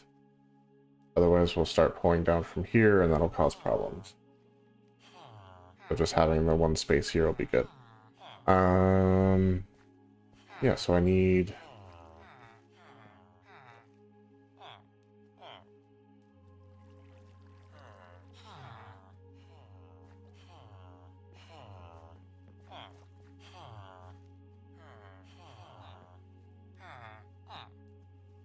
basically one...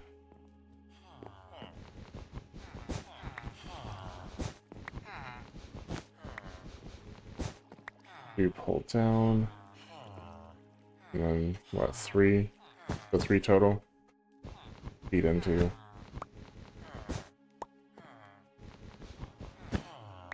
Okay.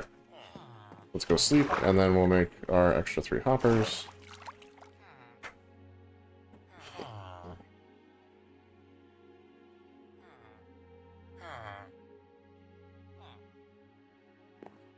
So right here, make some more planks.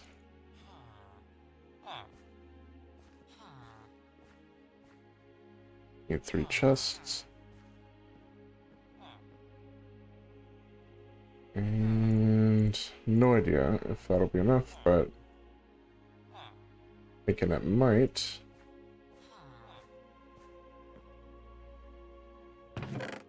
An extra one of these, so we're ready. And let's go connect that up.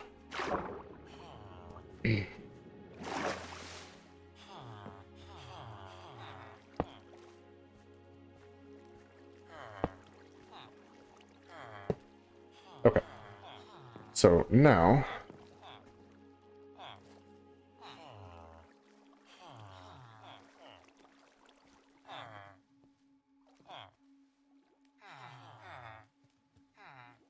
nope, I did that wrong. Apologies.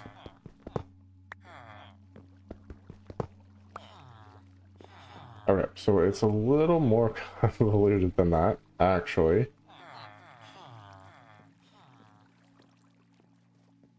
Or is it? No, it's not. No, that was 100% correct. My bad. Okay, so now, once the seeds are filled all the way up to the point where no more will fit in the silo, and so that let's go up.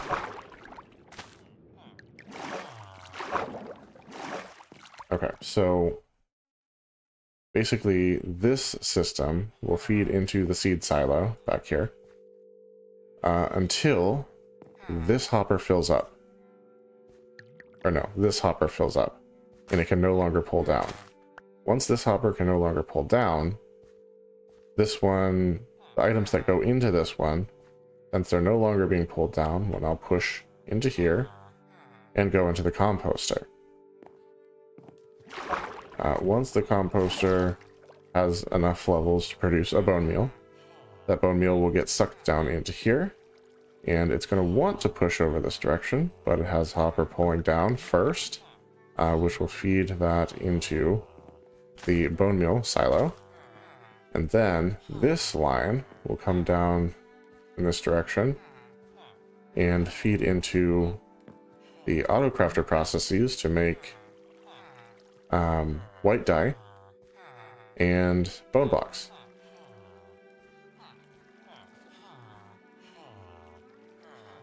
So that is what is basically next on our list. We're also going to have a line that comes down from the wheat side and kind of does the same sort of thing. It'll go along the top here.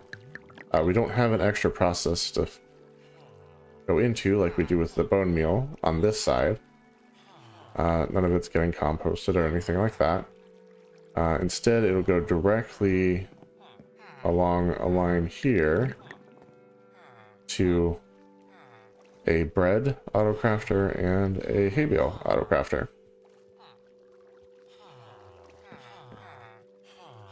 But yeah, now we have this process done here, which is perfect. So we're automatically farming wheat right now, and we have seeds being automatically farmed. And once those are full, we'll start processing those into bone meal and automatically storing that right here. So that's actually a large portion of the tower's full automation done. And we've got about an hour left. I'm thinking what we'll go ahead and do.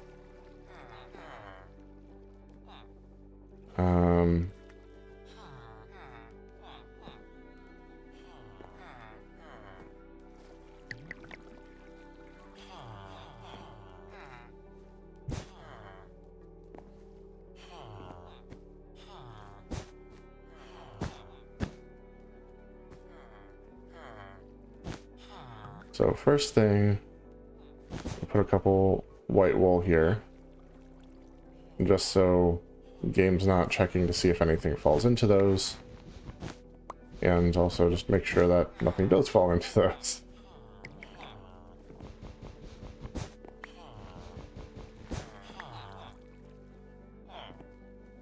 And then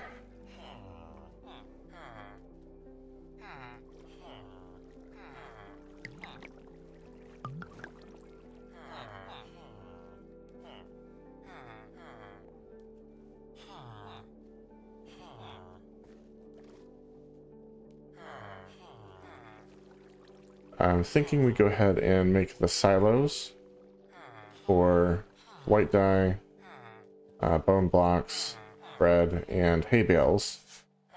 But I need to see exactly how high I need to take those. And like we said, that's all going to be down here. So this line...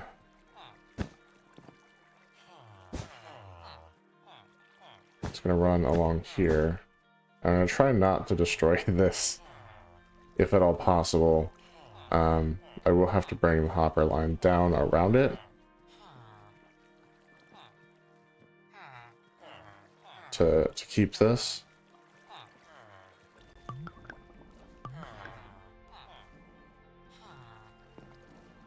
Or, you know, I could... no, because I think I have to feed into the back of the autocrafters.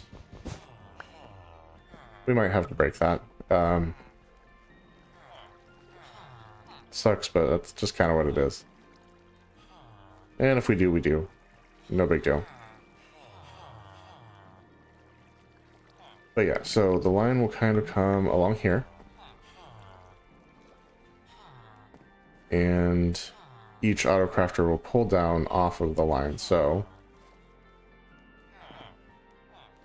there'll be a hopper here with an autocrafter here pushing into this block here, and we'll kind of have the same setup down this way.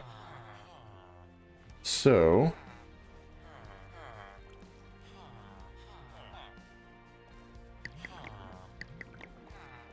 I need 1, 2, 3, 4, 5 hoppers right there.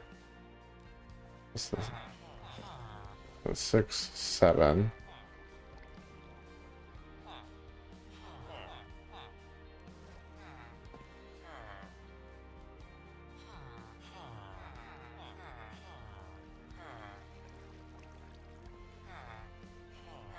Yeah, and then 8 and 9.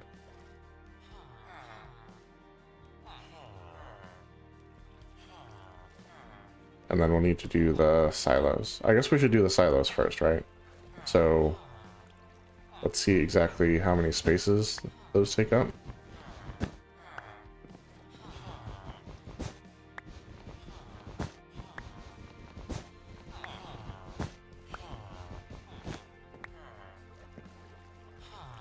Alright, so we'll put the axe in place. And we'll leave that off in case we need to do any stripping on the way down. Okay, so that's 1 block, 2, 3, 4, 5, 6, 7, 8, 9, 10, 11, 12, 13, 14, 15. Okay, so once again, it's the 15. So 8 hoppers and 7 chests. And we're going to do that 4 times.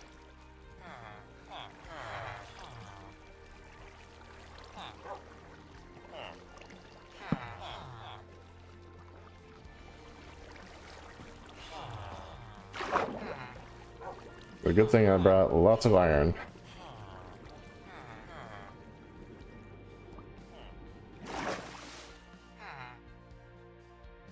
And lots of wood.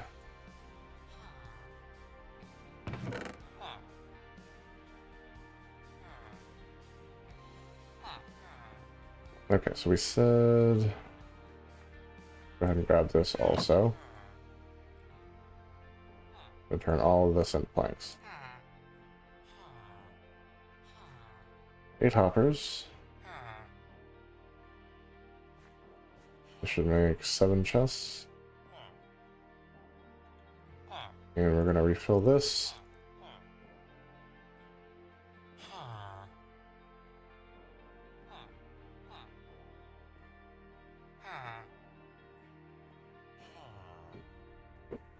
And we need to do that 4 times.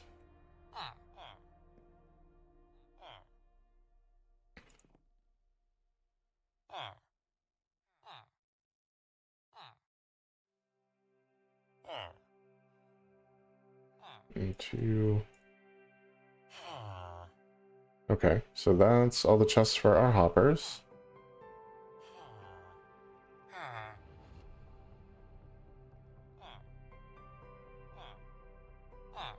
That's 7. That's 7. And it looks like we're actually going to need more wood to get the last 7 chests. So we can go grab that. Super quick. Yeah, for these automation projects that use a lot of hoppers, the thing people don't factor in is that as the wood usage for making all these hoppers, it's kind of nuts just how much wood you end up using.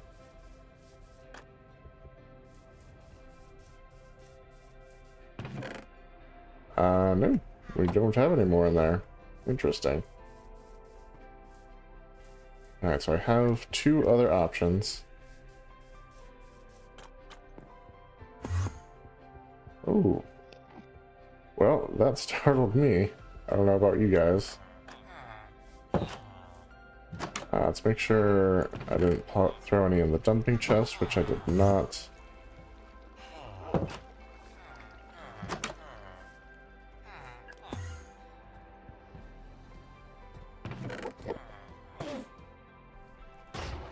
Oh my god, I didn't know the iron golems would fight Endermen. That's amazing. Doesn't appear damaged, but just in case.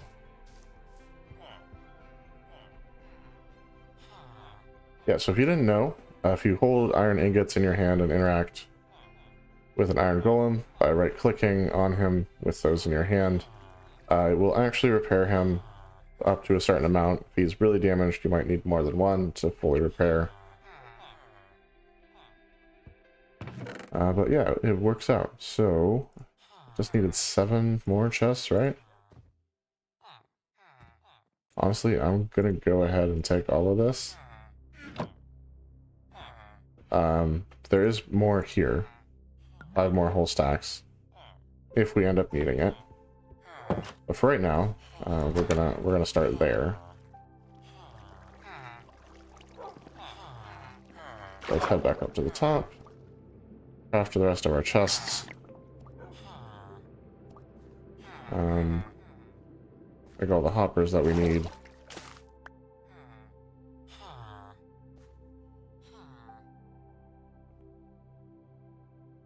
Okay.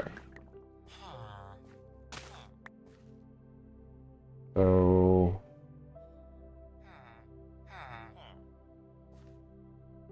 one of these should be 32. The other should be 21. Right? No. Okay. Okay, so this plus this is 32. And then this is 7 4 times. Okay, so we need to make 24 more hoppers. I almost confused myself pretty bad there.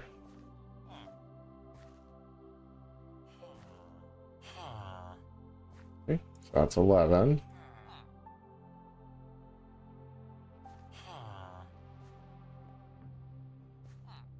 This might not quite do it. Another 11.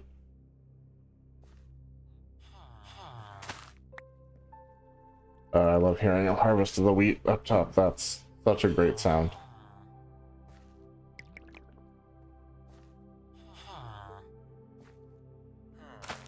Move that over. I get those. Okay. 32 hoppers, 28 chests. And we need to open up each of the silo paths. Let's do that now.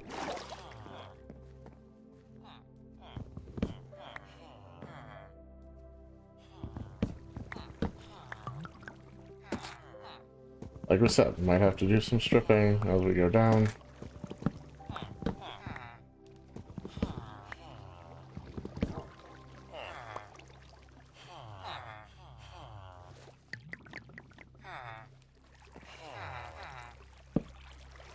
And indeed we did. Okay, so these are both open. Besides a hopper, this one is done. This one is fully done, that one's fully done. Gotta love this. So good. Now, we just need to do these two. And we should be all set.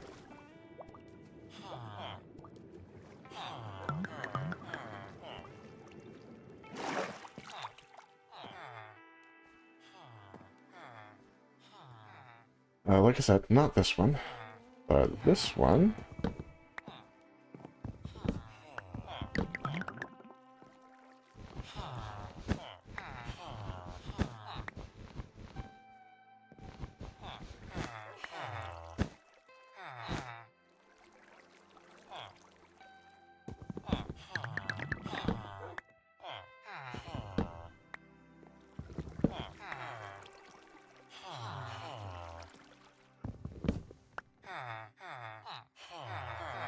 Okay.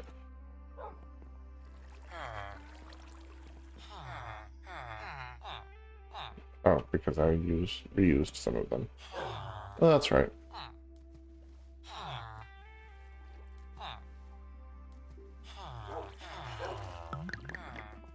Okay, this is going well.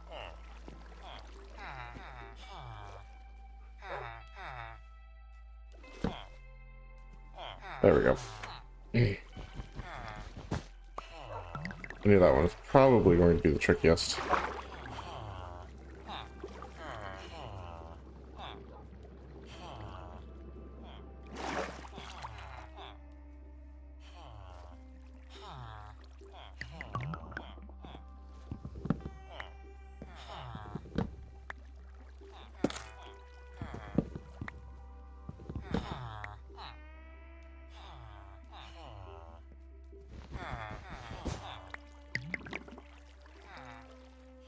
Hey, can you move for a second?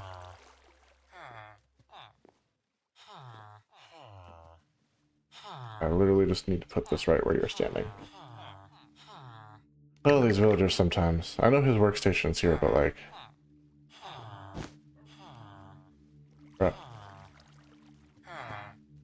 Okay, so for sure he won't be able to get through there.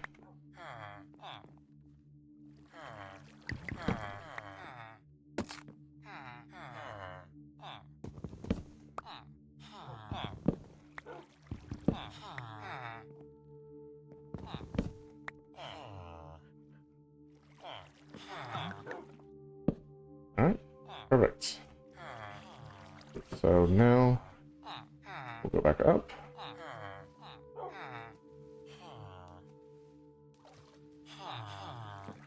And fill in these silos.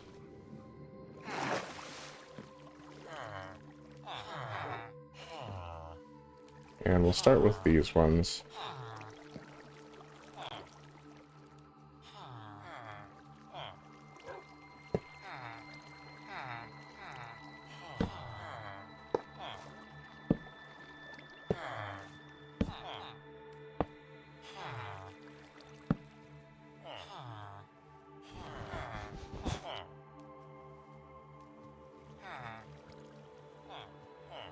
So we'll come back and do that.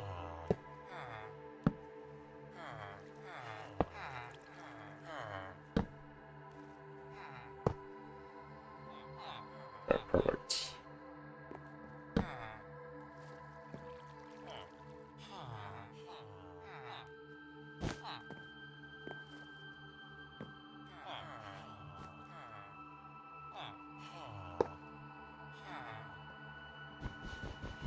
Okay, that's one down.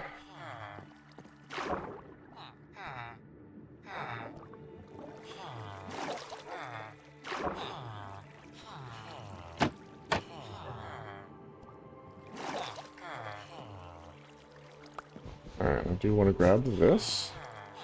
Yes, because he now can't walk into that, so that's good.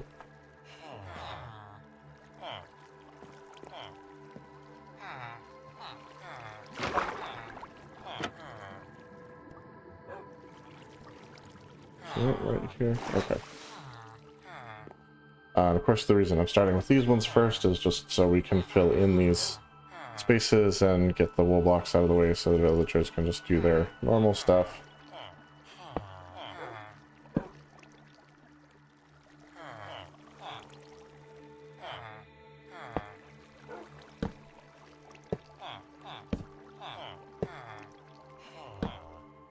Like I said, we'll come back and fix the wool a little easier than trying to do it while I'm doing the silo stack.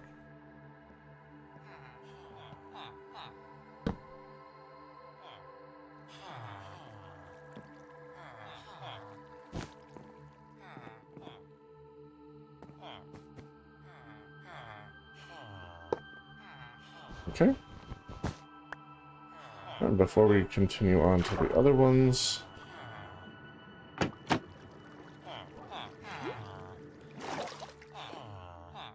we'll remove these.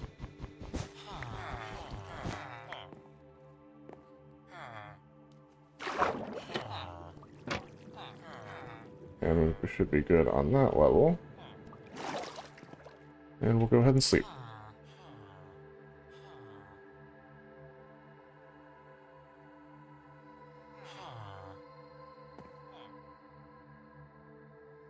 And now back down to second level. Too far. Alright, right here. But on the other side.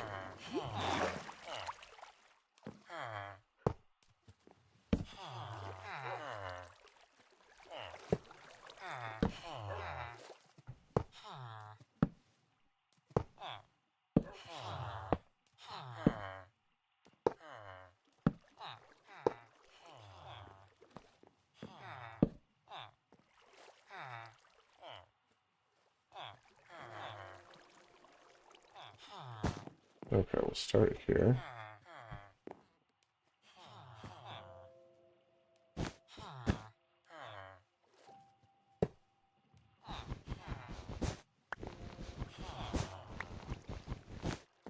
Okay, now let's head back down.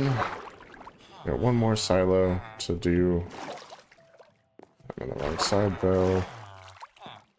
And it's going to be right here.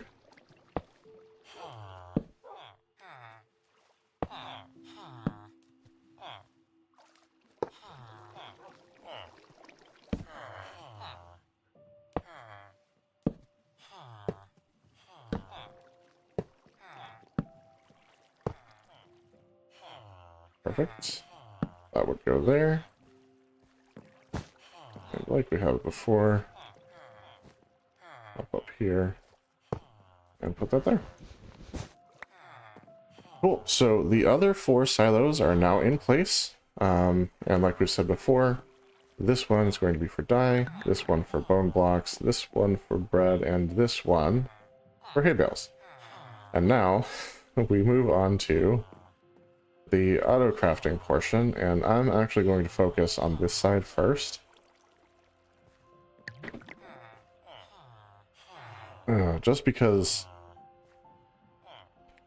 we're more likely to have these things happen before we have any of this stuff happen, because we're actively using wheat to build our roads, and we're not actively using seeds for anything, so it's going to turn into bone meal pretty quick. Although we are actively using bone meal for stuff, so yeah, there's that. Anyway, first thing we're going to need is to make our hopper line, and we also are going to want to put torches in here, and here, and maybe even here, honestly. Basically all the free alcoves, because we're not going to have blueberries available on this level. So, take those out. They're nice, they're aesthetic, but just not what we need right now. Okay, so now we need to... 1, 2, 3, 4, 5, 6, 7. Okay, so we need 7 hoppers to do that line.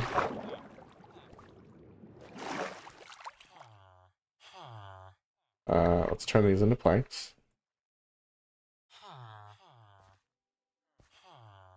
So we got our 7 chests. Fill this back up.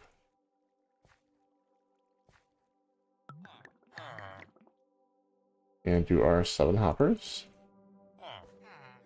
We're also going to store these stairs because we don't need those. And now that we're done with setting up the silos, we can put our shield back because there shouldn't be anything else to strip. Coolberries can go in here. And yeah, let's hop back down. Did it? Oh, I'm sorry, that was bad. We're going to put a temporary block here. And have this push in this direction. Now the reason we want to do that is because, like I said before, eventually when we want to feed this into an overflow system. So this will give us the opportunity to do just that. But until we need it, we're just going to remove this. And I'm going to take a quick drink.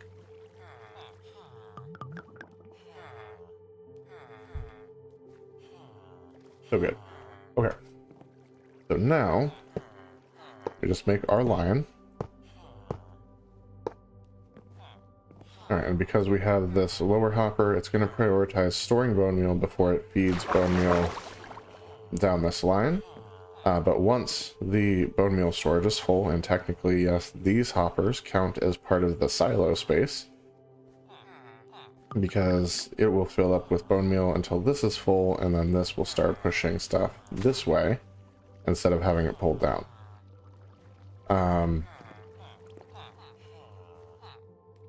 So now the fun thing is that we're going to have an auto crafter here and here facing into those blocks there.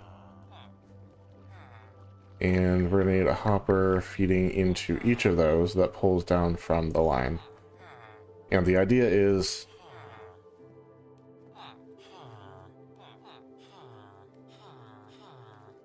that eventually these things will fill up, and we're going to have like a comparator signal off of this.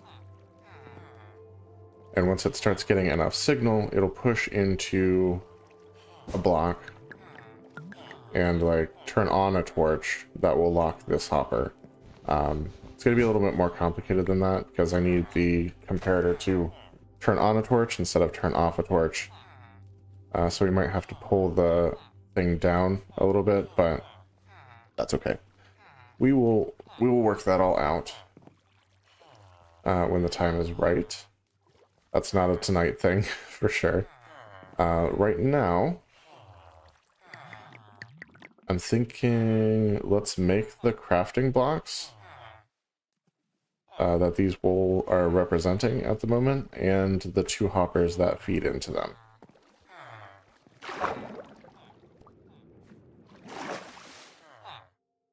Okay, so for the autocrafters, I actually don't know how to make those. Alright, so iron, redstone, a dropper, and a crafting table. So we actually need a little bit more cobblestone than what we have at the moment.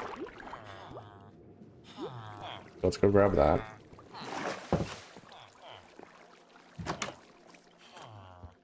Thankfully we did bring plenty of iron, and we still have lots of redstone.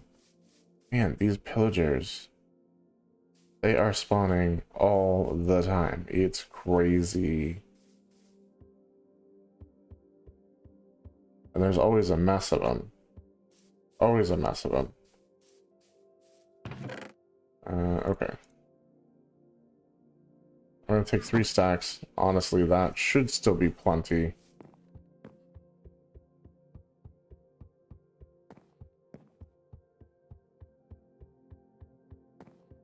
No, iron golems you can put on a lead. So I could lead him over to them. But that's not necessary at the moment. Let's go make our craft. More than likely they will just wander off while we're doing our project here. Okay, so to make a dropper, if I recall correctly, basically do this with redstone. Yeah. And we're gonna need 2 of these.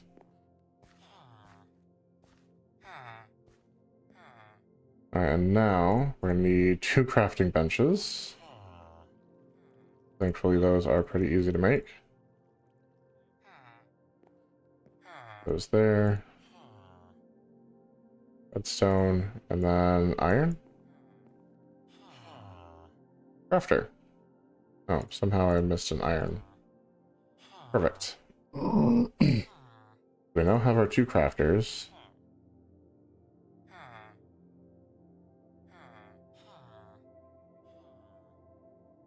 As far as placement goes, how do these actually place down? I put this here. Okay, so for the output, actually, that's problematic.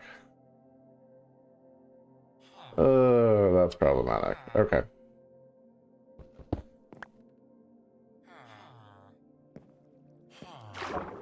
So let's come down here.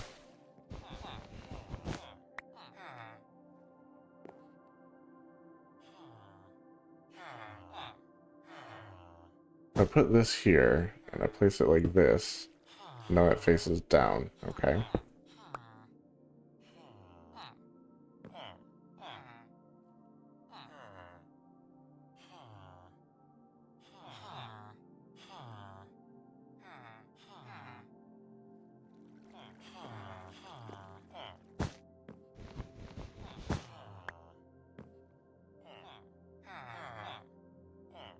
Okay. Oh, it's night. Let's go ahead and sleep.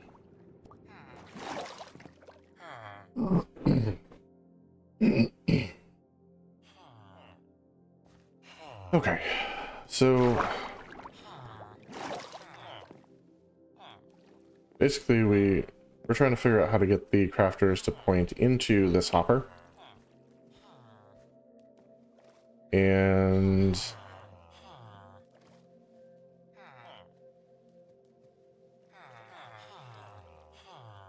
I think the solution is to cut these out and stand here and put it against this block.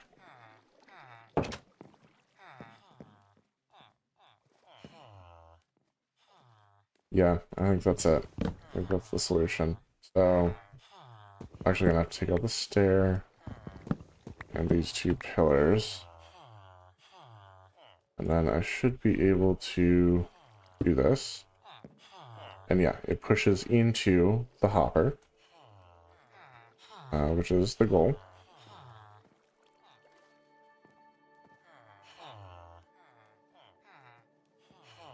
And we'll have to do the same thing over there.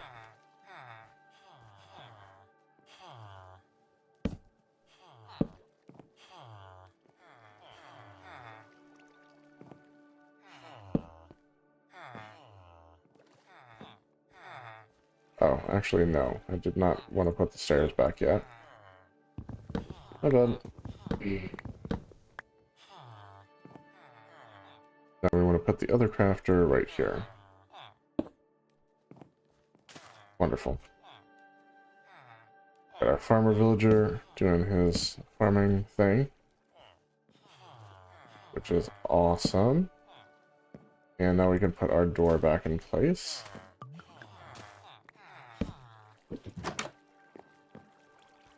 Okay, now we need 2 more hoppers to feed into our crafters.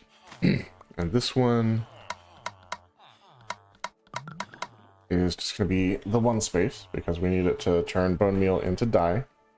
And that's just a 1 slot recipe. This one, on the other hand, is a 9 slot space. So yeah, we kind of need it to stay completely open. Or a 9 slot recipe. So let's go ahead and get the hoppers and put those in place. Excuse me.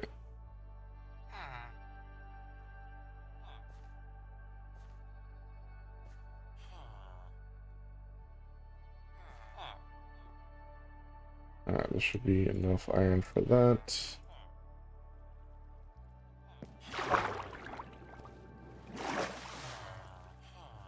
So that'll go there. That'll go there.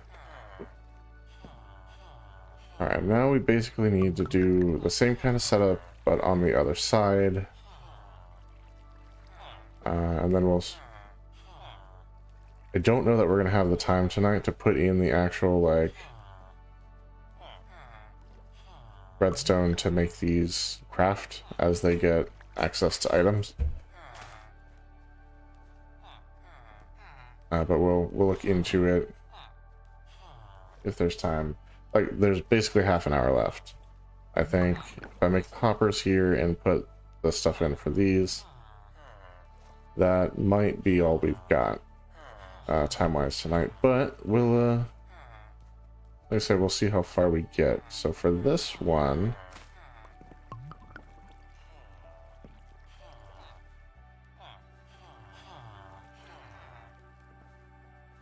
we can actually use a chest as part of the chain.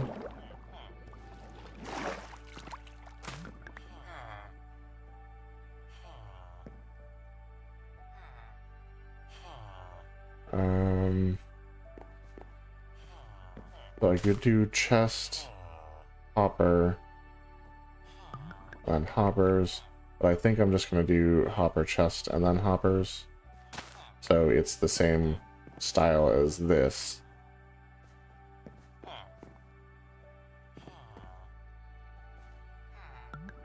Okay, so let's go ahead and make our hopper and our chest. I need 2 more of the chests. And one of these needs to be a hopper.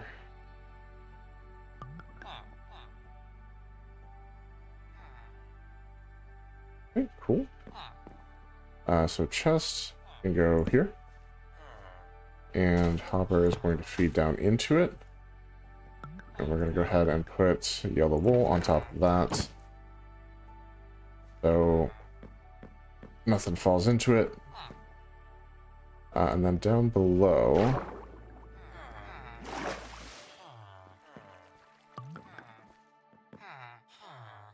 We need 1, 2, 3, 4, 5, 6, 7, 8 hoppers to do that line. We're gonna need some more wood.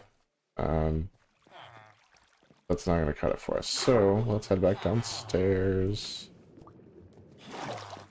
and raid our smelter again. Each of these will produce 8 hoppers. This will make another 2. So yeah, wood-wise, I think that's what we're going to end up needing.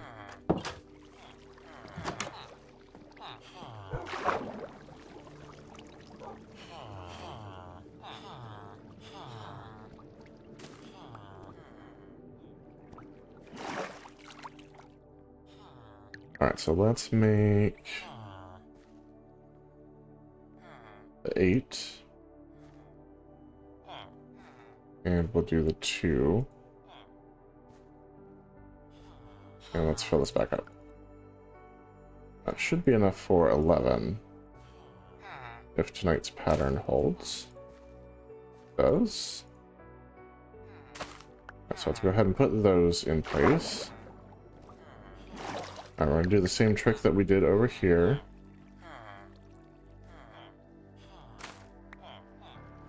Put this here, so this last hopper can face into it.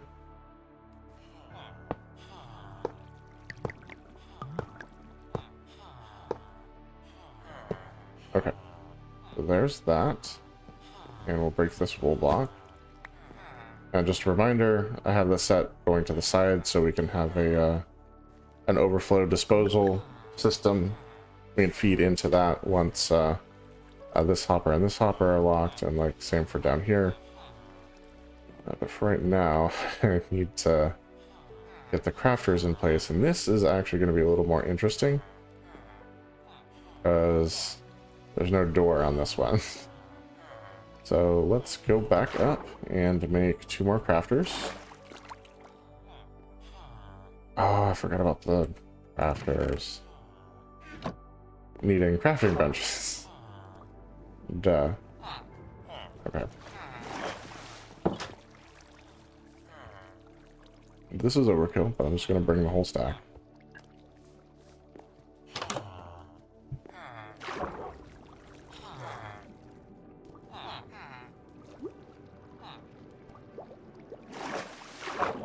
No, come on.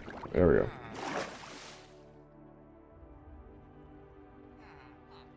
Alright. We got 2 crafting tables. And we're going to need...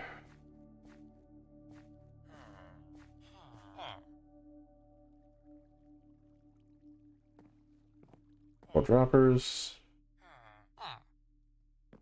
And let's go ahead and refill our iron stack here. We got droppers, crafting tables, redstone, and iron. Okay. Now we gotta figure out how the heck to get these to face correctly. I think... probably just do our jump block.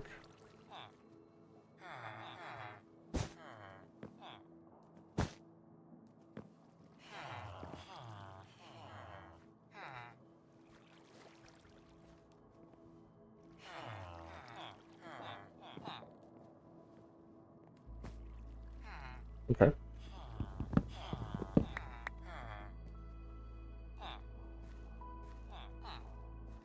Yeah, let's put these here for now. Okay, that looks like it worked pretty well.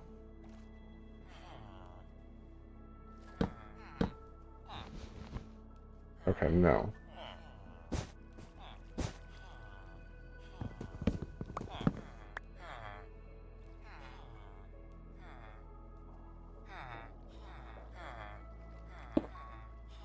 Okay, well, that was actually surprisingly easy compared to what I had imagined.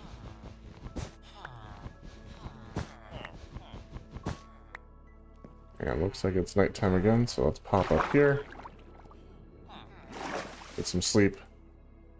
And we'll put these last couple hoppers in place.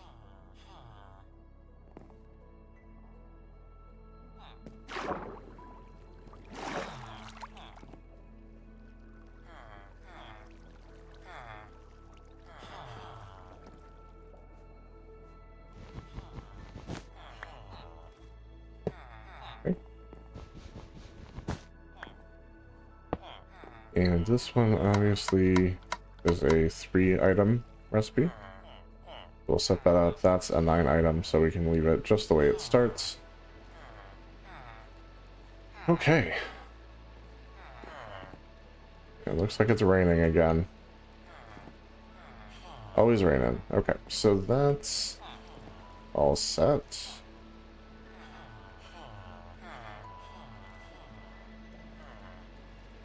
And so now we really just need to put in the redstone that controls these and makes them do what they need to do. That's a little bit more comparator work and something I really need to research for next time. So this is finishing this off is probably something, well, okay, you know what? I'm going to take a quick little research here. Research break. And we'll see if we can't finish this up on stream today. In this last half an hour that we've got.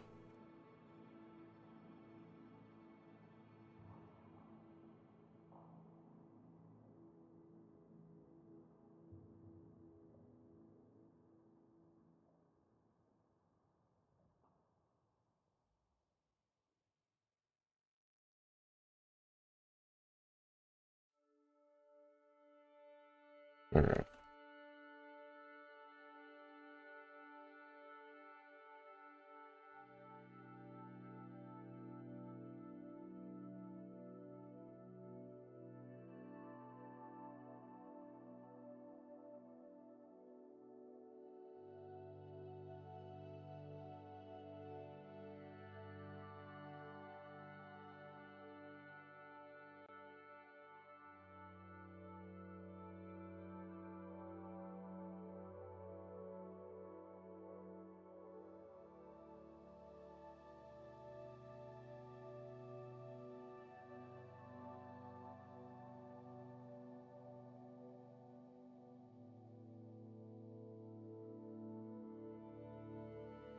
Okay, well, some of that looks insane. Yeah, this is going to require a little bit more research than I can actually do on camera. So we will wait on that and install that system. Probably start of the next stream next time. So the only other thing we really need to do to the tower, and I hadn't planned on doing this today, but it kind of makes sense to go ahead and do it since we're working on all this, and we won't finish that one either because I need this slot free and that one is free, and I need this one free.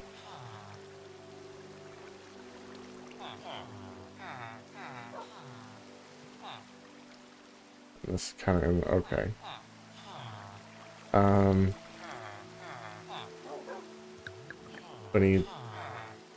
actually gonna go ahead and make the hoppers for these real quick. So it's 1, 2, 3, 4, 5 more hoppers, and kind of get those in place.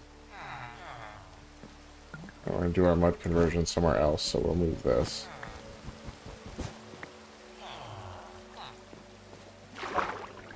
I should have plenty of materials to do 5 hoppers.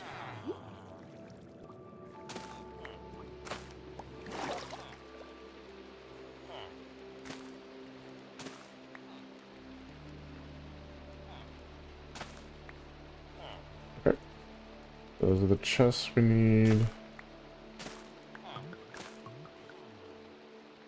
And now they're hoppers.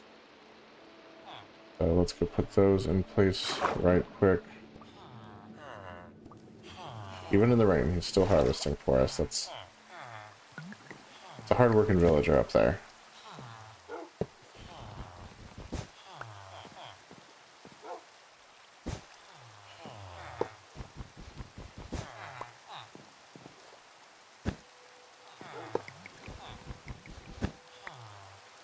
Okay, let's pop these last two in.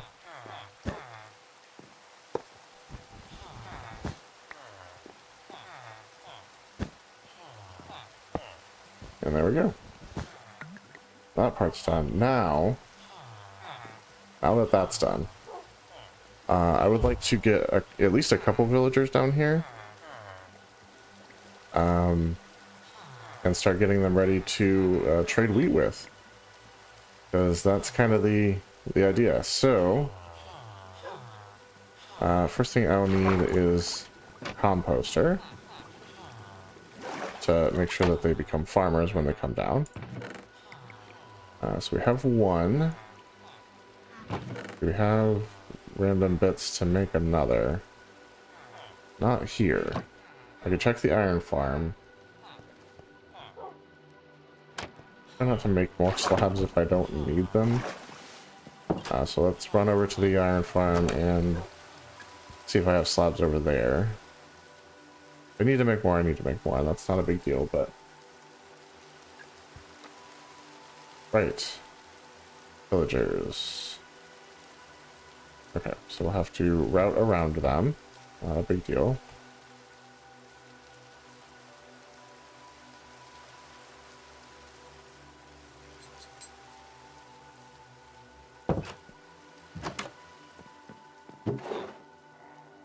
Yeah, I did.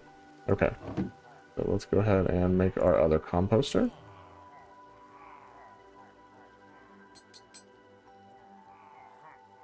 And actually just bring those with us.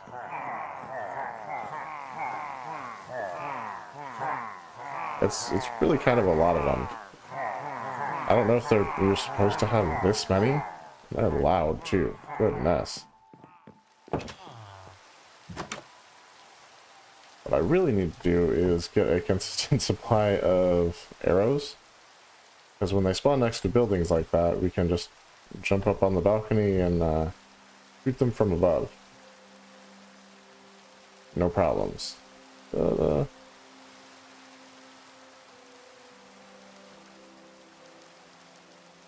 right now my shield can take like 1, maybe 2 hits again before it needs repairs, so...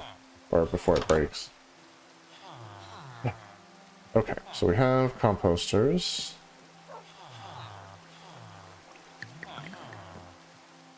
They'll probably just plop down right in front there. So we need to put this here. Oop, that goes down to our mines, so there's that. And we're going to reorient these.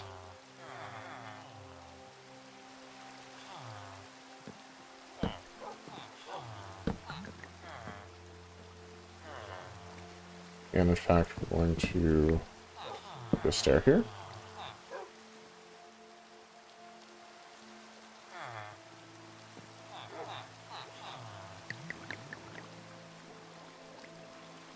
How do I get him into this spot so I can throw the composter down?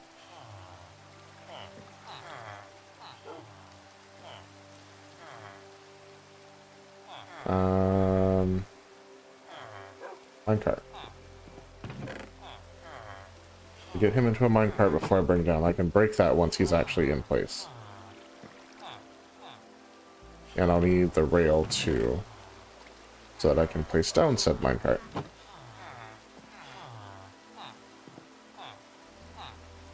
In fact,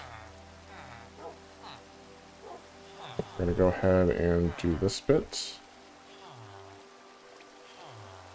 Actually, no. I'm going to try and get him in the minecart upstairs.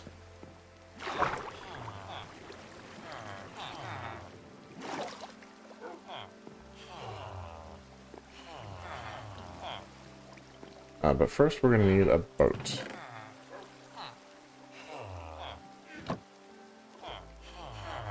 Alright, now once one of these guys pops in, I'm going to jump in the boat also, so we don't get a second one.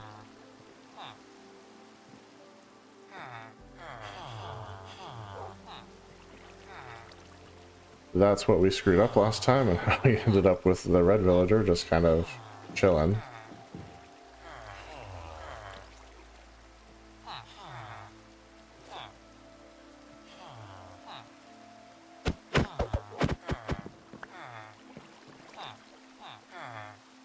Okay. Alright.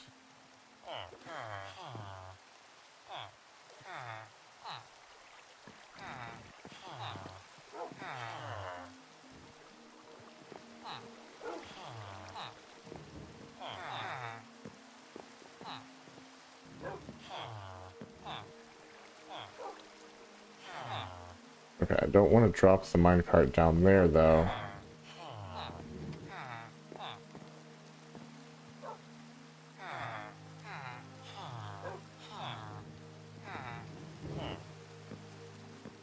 Otherwise, we'll have to break it to get it back up.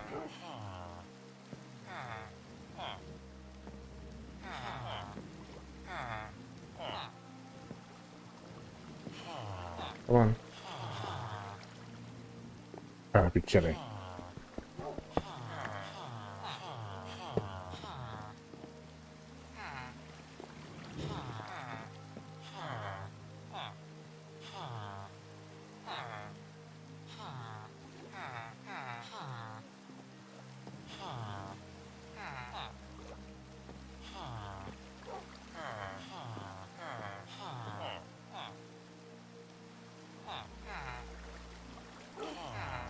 Alright, bud. I just need you in the minecart. You do that for me. Well, that's not good.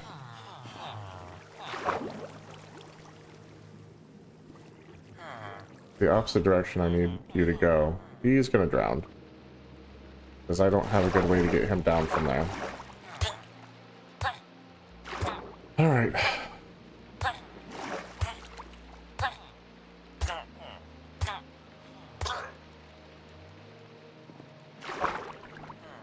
Take two, I guess? That's frustrating. We should sleep.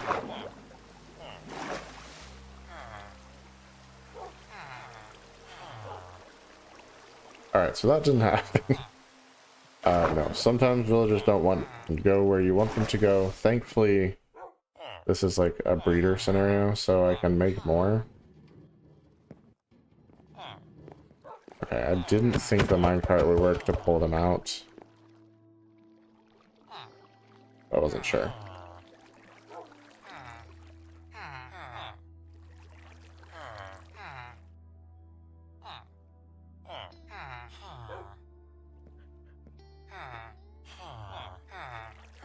The boat clips into that corner just enough to actually pull the villagers out if there's a water stream pushing them into the corner. So that's kind of why that works.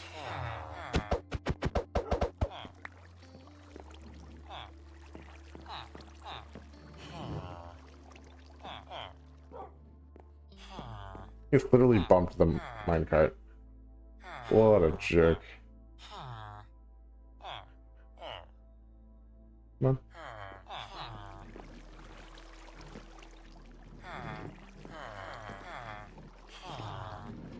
There we go. Whew. That was a process. Okay.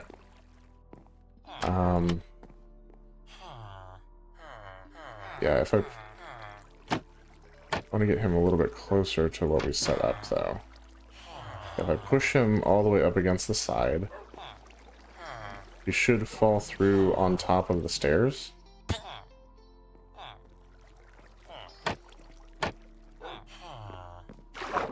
That's interesting. I didn't realize they took damage when they fell in a minecart. They don't do that when they fall in a boat.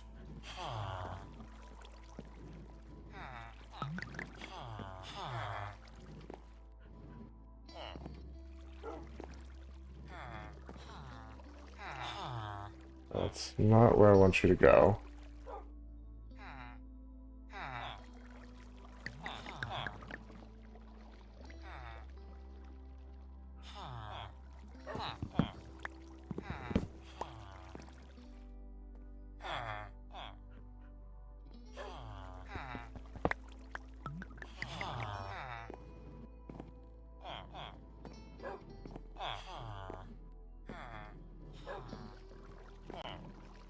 There we go.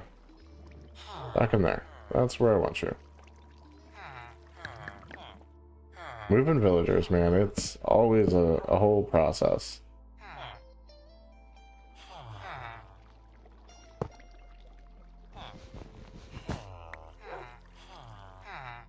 Okay, these go here. Now let's grab the composter. Oh, he should be pretty well stuck back there. Okay, he picked up his profession. Oh, I'm dumb. I did a thing.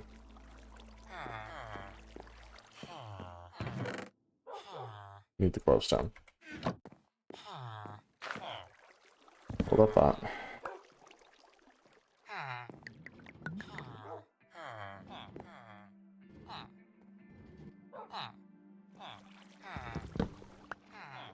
Okay. I always have them stand on a light block so that nothing can spawn there accidentally.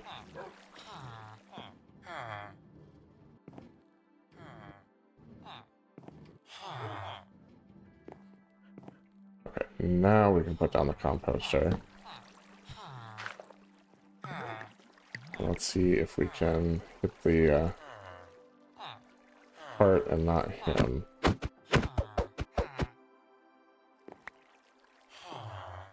Perfect. Yeah, but he has the wrong traits. Of course he does. Of course he does. So, the block here.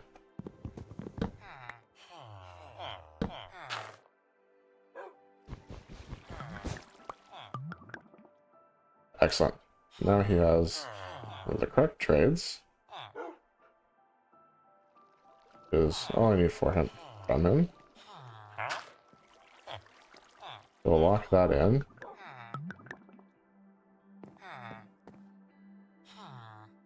And that one's all set. And we've got 10 minutes left. Are the villagers still there? They are. Here's what we're going to do. I feel like this is good progress. This moves us a little bit closer to our end goal. We'll handle the fancy redstone stuff next time. Possibly get more villagers, depends on if I can get my hands on some more glowstone. Hopefully we can.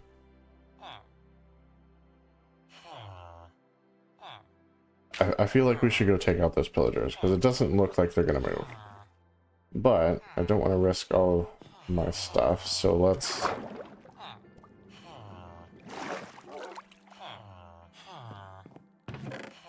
away our boat. And then we'll just ditch into this upper chest here all of our non-essentials. This can stay. Go. This can go. This can go. Okay, and super fast. I want to make a new shield.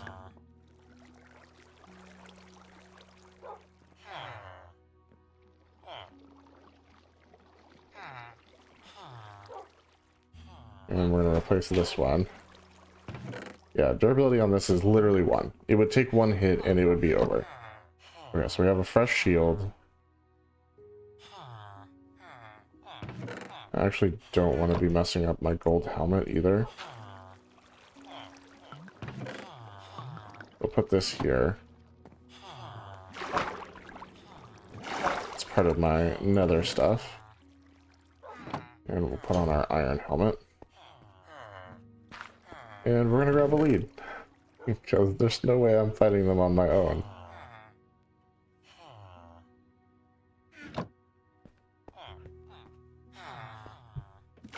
We're gonna bring some help. Okay. My friendly iron golem pal. Where are you at? Oh, there you are.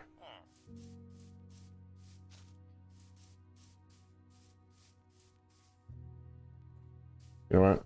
I'm gonna bring some iron ingots with us as well. Because I really don't want him to die. So if we have to, like, prepare in a hurry, we can do that.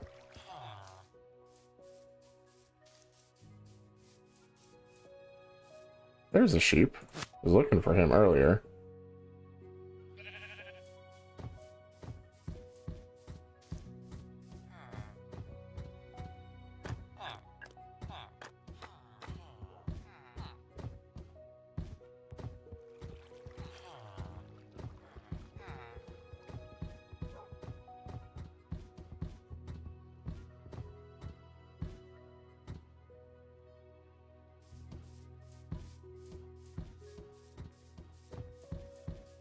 And try and get as close as we can before they start having chance to shoot at us or anything.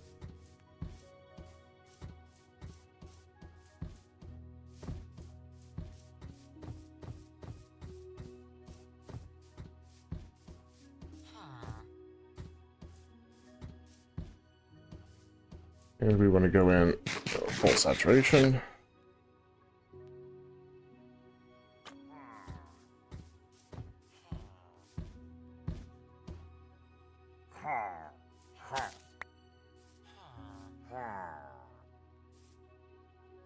Alright, we're just pushing the rest of the way.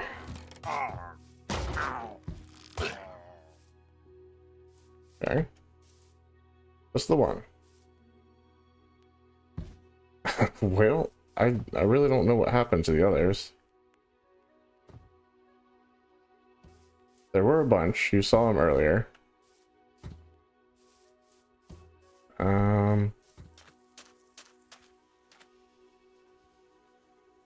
Okay, well. Problem solved, I guess. Oh, let's... We did take an arrow to the chest, so we'll repair him real quick. Let's take him back up here by the wheat farm. Otherwise, we don't really have any protectors up in this direction.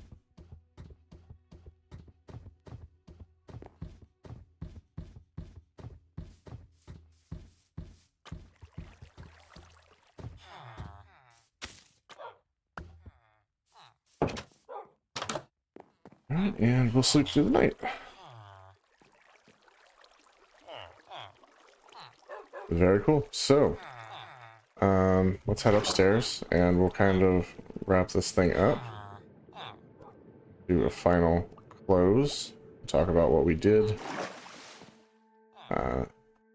So in this stream, started off by putting in all of these hoppers just below the wheat field. Because it's farmland, not full block, and so they can pull items directly through. Standard auto farming with villagers trick. Those all feed into a ring that goes around the outside. And these filters pull items out of the ring. This one does wheat, the other one does seeds, and pushes those, prioritizes pushing those into their respective silos. This one for wheat, and this one over here for seeds. If those silos completely fill up, then the hopper priority changes because this is full up and no longer pulling down. This will start sending seeds into the composter to be turned into bone meal.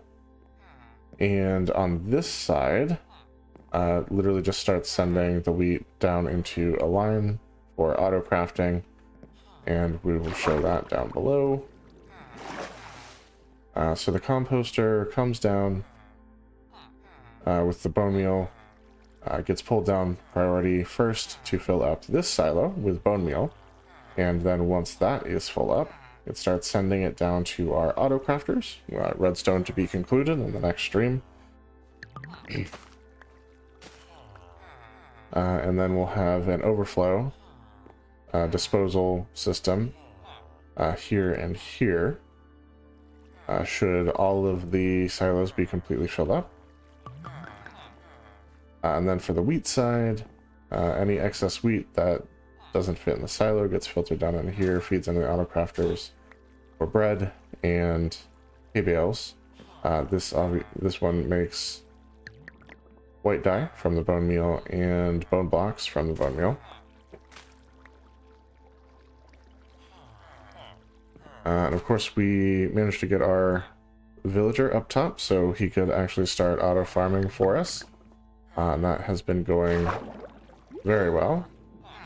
And then our final thing, besides putting in the silos for each product, which we did do that as well, was getting our first farmer villager down here who will buy wheat, which this tower produces, for emeralds.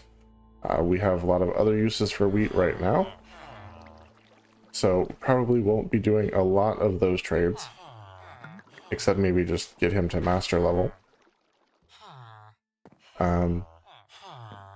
But yeah, that's basically what we did on the stream today, and I'm pretty proud of the progress. I think we've got a lot done. Obviously there's plenty of seeds already. This was full up before he even started auto farming for us, so that's probably going to fill up quick. There's a little bit of bone meal in here. I think that was there beforehand as well. I don't think we've started composting seeds just yet. But wheat has been filling up as we've been working, and you can even see it counting up there. So yeah, definitely an awesome stream. But we need more wood, which is crazy because I cleared so much to prep for the building of the tower here. And yeah, we just need more and more and more. So it might be time to harvest the bamboo and start using that as our primary source of wood, unless we just need the birch textures for aesthetics or something. But yeah, great stream, guys. Got a lot done. I'm very proud of our progress. This project it's close. It's close to finished, so I'm excited to officially call it done.